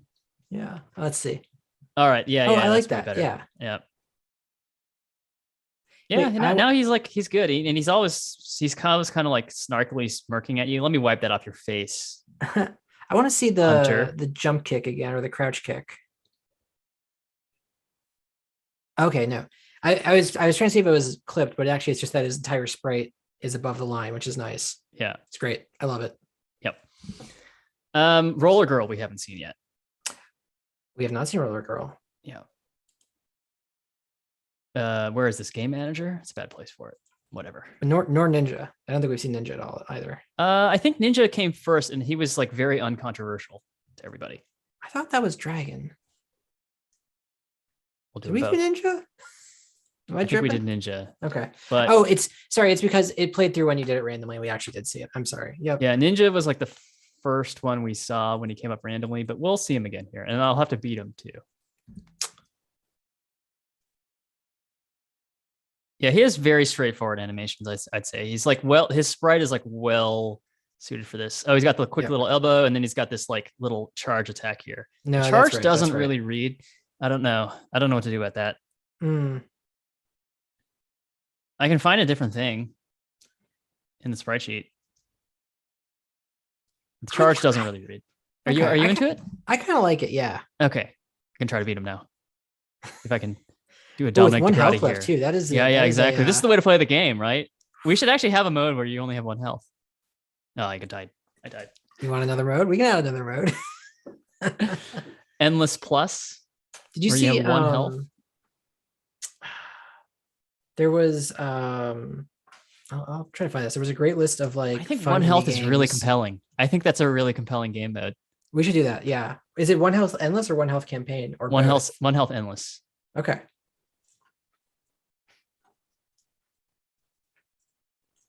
Here's Roller Girl. Okay, that kick looks good. That knee felt pretty good. Knee again. I like the knee. That kick. All right, do something different. All right, little rib stab there, Mm-hmm. and then we're missing the standard. I think. Yeah, we haven't seen that yet. I think I might not have typed it in. Did we? Oh, there it is. There we go. Was that okay? I thought the punch was maybe a little too close actually to the line. Do you want to see it again? Let's back her up then. Yeah. Yeah. The thing is, it's also like a big. It was like too big of a jump, maybe. Yeah. Yeah. Oh, this is what I was thinking of. There's I saw this in a list of indie games, but it's on itch. It's called The One Who Struggles. Okay. And the entire thing is a boss fight, but it has options like the number of lives you get, the number of jumps you get, how much damage you do. Oh, I've heard about this. Yeah. And it's just like it's one fight, but they added every option they could add to it, and it's like a very very interesting idea.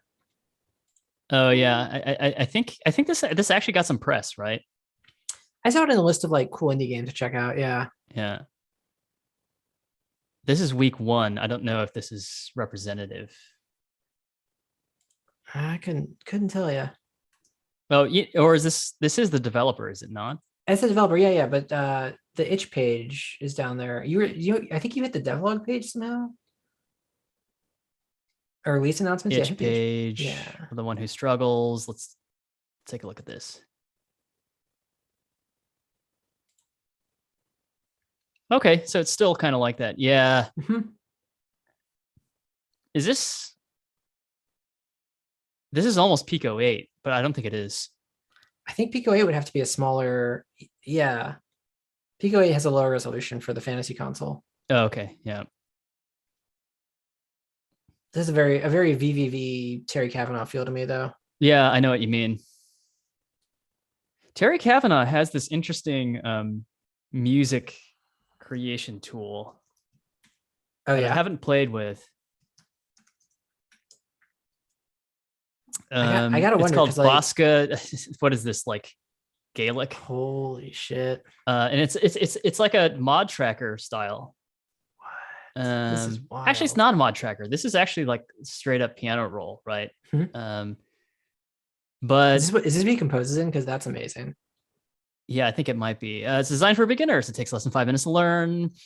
Supports lots of different scales and chords. So if you've never composed music, yeah, so like something that's like in the scale already, you can see you can kind of pick I the love Hungarian it. scale. I don't even know what that is. I'm guessing Chinese is like major pentatonic, maybe. Well, no, he's got a pentatonic major here, but so Chinese is maybe there's something else. But anyways, yeah, there's some like you can do just chords in here and plug them in, and then I love it. I Damn, that's wonder cool. how you pronounce this. No longer works on Mac. I'm guessing it's not No, M1 optimized. Big Sur or Monterey or whatever we're on. Yeah, Whatever. I still haven't Gotta use upgraded to Windows. Monterey. We'll see. We'll see Oh, what great happens. choice. Don't do it. Okay. I mean, you will when you get a new laptop, but otherwise it's not worth it. Okay. That looks really cool though. Yeah, this game looks cool. And so you were saying Hmm. that basically there's like everything is an option. Yeah, if you go back to the itch page, one of the screenshots is Oh, the configuration. yeah, and this is a GIF, and I think it goes through. It's Oh, just like geez. you Yeah. just play it. It's like I think the entire thing is sort of. I love it. I mean, this was Root- probably like his debug menu when he was like designing the game, and he's like, "Why don't I put it in the game?" Exactly. Right?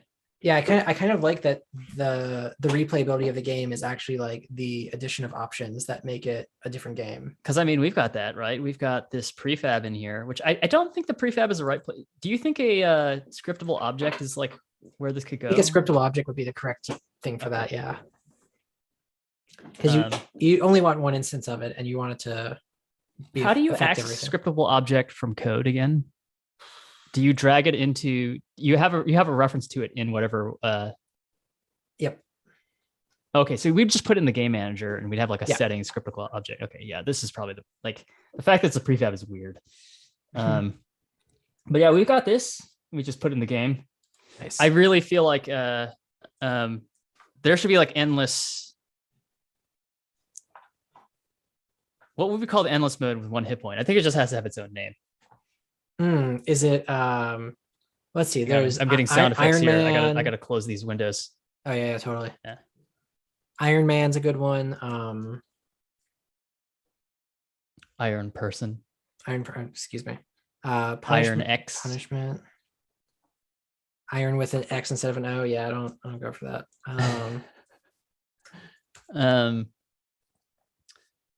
What else we got? What's a good survival? Survival mode. Whatever it is, we want it. Yeah, we should add it. More modes. 2.0. All right. I want to see Roller Girl again. We were Yeah. saying we were gonna fix Roller Girl, right? We were gonna change the uppercut and pull it back a Yes. second. We got distracted. Or rather, I'm pretty sure I distracted you.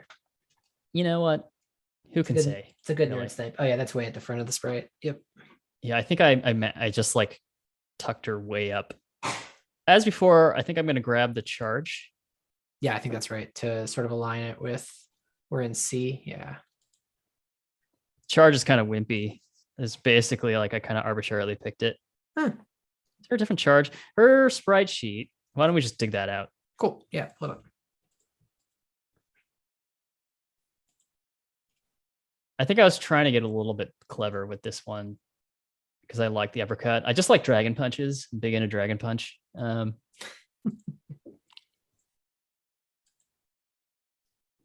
Okay, so the uppercut.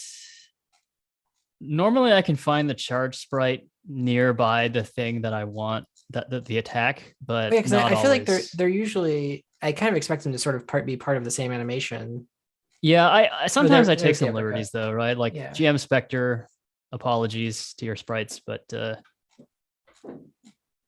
sometimes I maybe go Well, against the original intentions. We're remixing. I mean, I don't know if he gave us permission to put anything on the blockchain. So Yeah.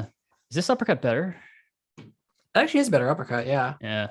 I like, especially from the sort of crouchy charge that you got. Oh, this is Which- probably the charge for the uppercut, right? This one here. Oh yeah, the one to the left is what we're using, right? Yeah. Maybe I should just use this one because I was using this one here. I like that. And then do you want the less jumpy uppercut instead? So let's do this and then let's jump the uppercut. So we're Cool. just totally reinventing everything. Well, that's what we do here on Jeff and Don Make a Game. We are not bound by the normal rules. We don't play by the rules. All right. What the fuck was that? What? What was that crop thing? I'm in the cropping tool. Oh, it just like animated in and Oh yeah, I'm zooming in. Yeah. sorry, I guess the crop border started at the whole thing. And Oh, then, it does. Yeah. Like, cause I that was like the entire spreadsheet. It's giant. Oh, And then you were typing the size in there. I see. That's funny. Okay. yeah. Okay. Like yay. Yeah.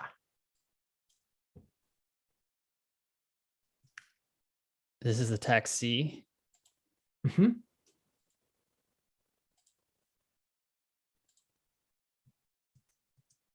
And then now we want charge C, right? Yeah.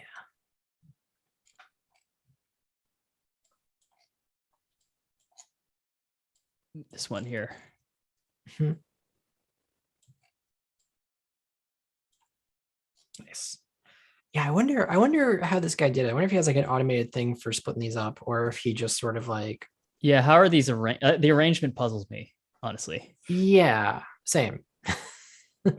Not a criticism, just an expression of our puzzlement. I kind of assume, yeah, I wonder if they were never actually a single. Oh, you just overrode a taxi. A taxi or charge taxi? Oh, hopefully charge a taxi then. Let's take a look. I might have messed it up. Nope, I might have misread too. Roller girl, a taxi. No, that's Is it. an Great. uppercut looking. Let me reveal in Finder. This is too small. Charge taxi. Perfect. Nope, my bad. I just really like this sprite. He did a really good job of like the dynamic roller skatey thing. It looks really Jet Set Radio. Yeah, I never played Jet Set Radio. Looks good. It's like it's kind of like a Tony Hawk, but a little punkier. I don't want you, ninja. Oh, the coroutine thing happened again. It's kind of random. So that, huh? And it happened 46 times. Stop cooldown timer. So you pause the game in the middle of that. Why would that do that though? Oh, Why are is- we stopping the cooldown timer even if the cooldown doesn't happen? Are we stopping? Oh, Player. Stop cooldown timer. Find usages. Where is my search bar? This is weird. It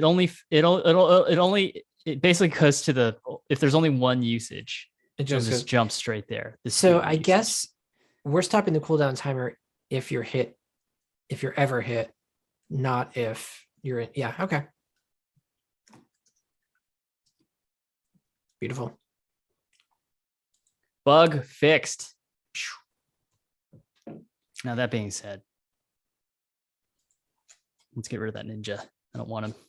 Ninja. Did you ever watch Speed Racer, the Wachowski version? No, I heard it's good. It's pretty good. But one of my favorite lines in that movie is that for some reason ninjas attack John Goodman and his family, and he goes, "Ninjas, more like nanjas," after he beats them up. And I don't know why, but like when John Goodman delivers that line, it's just really funny. Do you know the movie UHF, the Weird Al movie? Oh yeah. It's where they have the supplies closet. As an Asian person, I laughed. I thought it was funny. I laughed. That Yeah. that movie was extremely funny Yeah. and very 80s, but like pretty perfect. Badgers? I forgot that was a Michael Richards film too, before he got weird. I don't think I know Michael Richards. Okay, I got need already. Kramer from Seinfeld. Oh yeah, that's right. He totally is in that movie. Mhm. All right, little rib jab, little rib stab.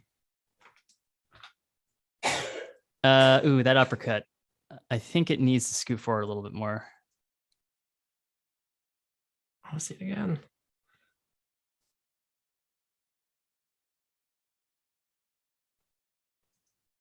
I got to block.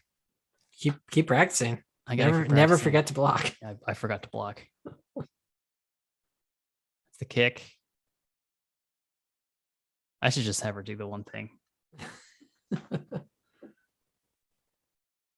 I know these are evenly weighted, but sometimes it feels like it just never.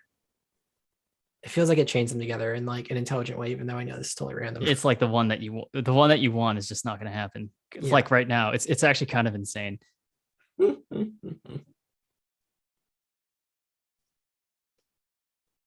Like seriously, it hasn't happened. It hasn't happened yet. Is standard weighted differently? It's not, right? There we go. Yeah, she's too low. Uppercut higher. Yeah. Yeah. Little. So it's basically the opposite change that we were going to make. We want to just like scoot her up a little bit more. Did I close it? Well, you were saving out to file. This is the big spreadsheet. Oh. Okay, so I just need to open that.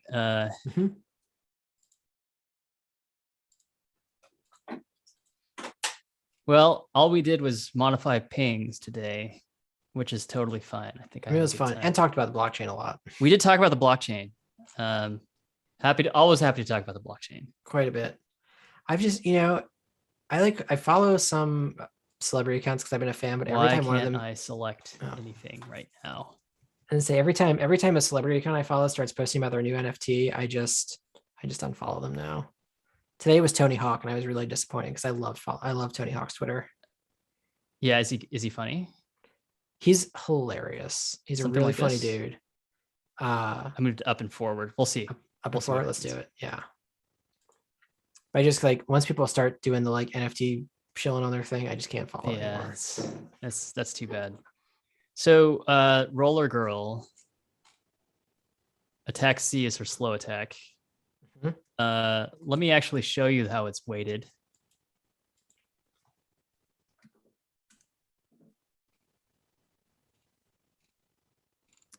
Is it get random motion? It is get random motion. Yeah. It basically gets these random int less than. Basically, we get a floating point value from random value 0 to 1, I believe. What's weird is it's 0 to 1 inclusive. Oh, that is weird. Usually it's like 0 to 1, not including 1, right? And we multiply by the limit, but since it's less than, if it's less than the limit, then it's just the random result that we got. Otherwise, we wrap around. If it like in the extremely rare chance that you get actually 1, we'll just say okay, it's 0. So 0 has a slightly higher bump in the histogram. Ever so slightly, 25.1%. Yeah, or less. It's like 1 out of how many bits is in a floating point number? Like it's really small. Or whatever radix there is for values between 0 and 1. It's like 1 out of 2 to the 16th. 1 divided by 2 to the 16th or something like that. That sounds right. Yeah. So now when you go back, I'm sure it will play like 4 slow attacks in a row. Well, I was gonna say we just do motion equals attack dot slow. Boom. Problem and solved. We'll get what we want.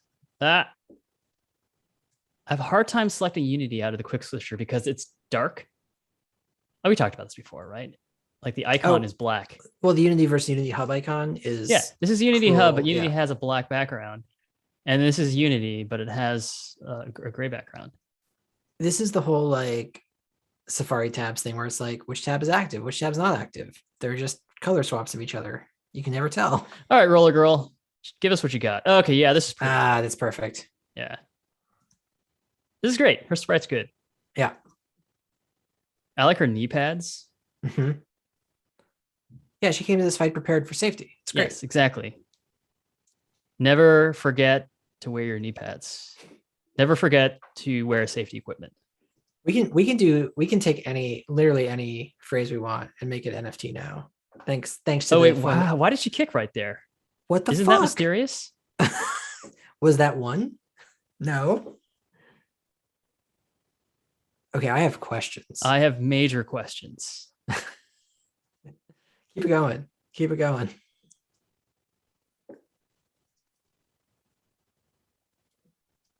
How'd you do that? I am kind of flabbergasted, to be honest. Is this maybe why certain things seem less likely than others? I wonder. There's like a bug. It does. I mean, it seems like some things are less likely. So now I'm really curious. Or did you hit one that time? But no, you assigned it. But I'm assigning it. Yeah. Oh God. Do we have multiple coroutines running? I don't think so, because we'd be seeing multiple attacks like that, right? There it is. There was a fast. What? What?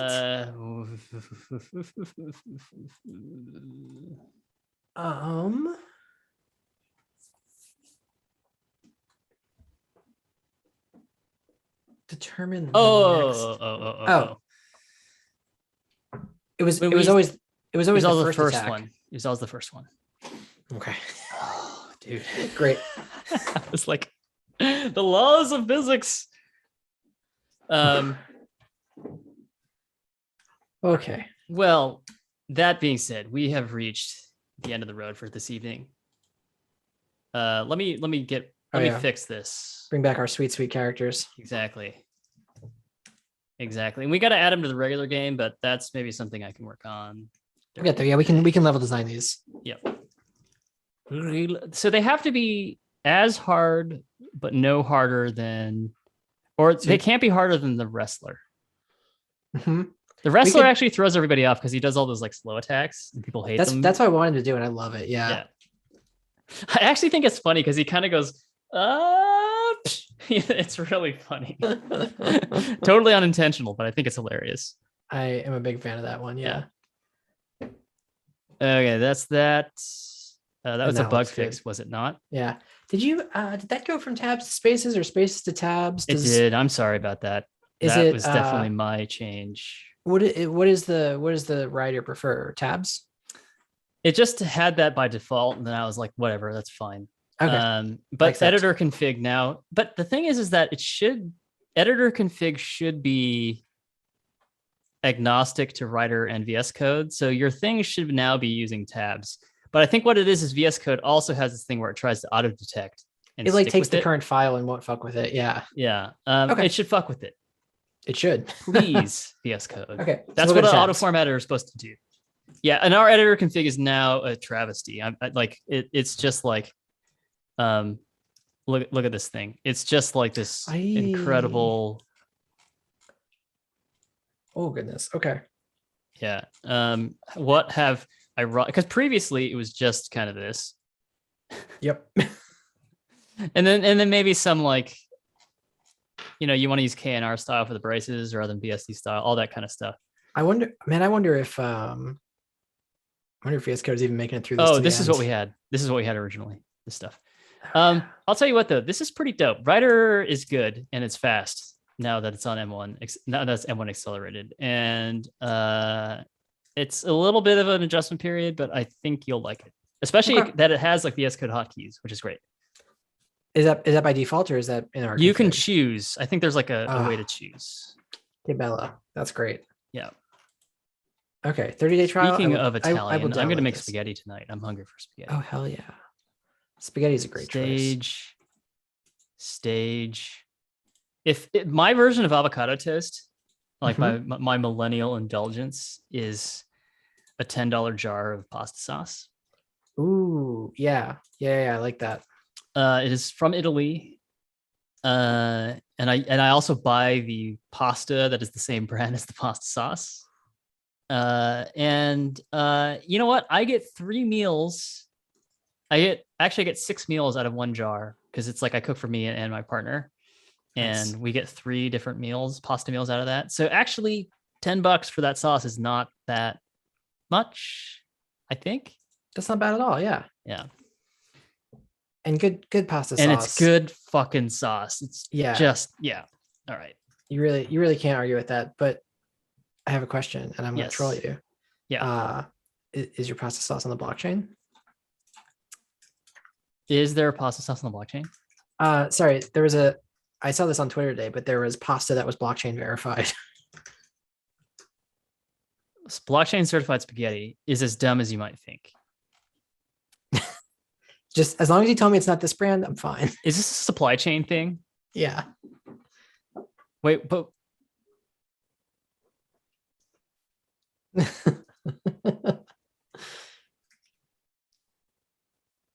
Item X.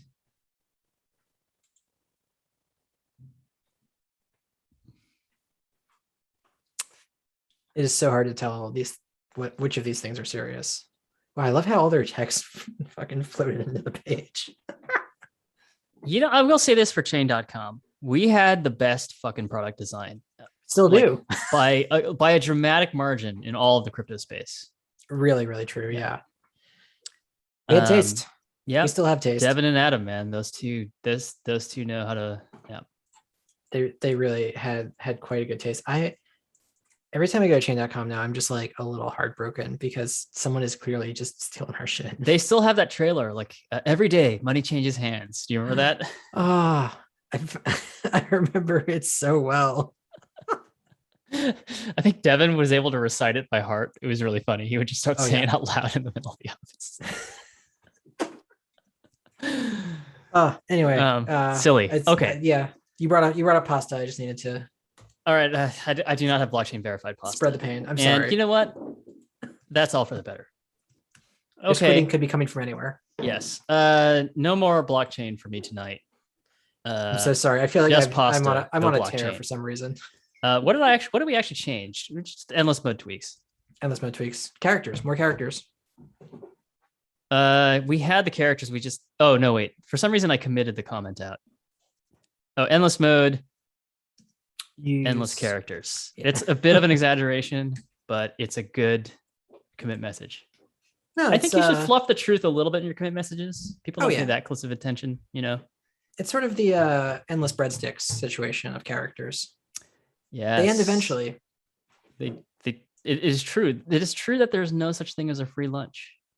It's not actually free. That's actually such a stupid thing to say. Like free lunch is a conventional notion that many people understand and have no philosophical qualms with.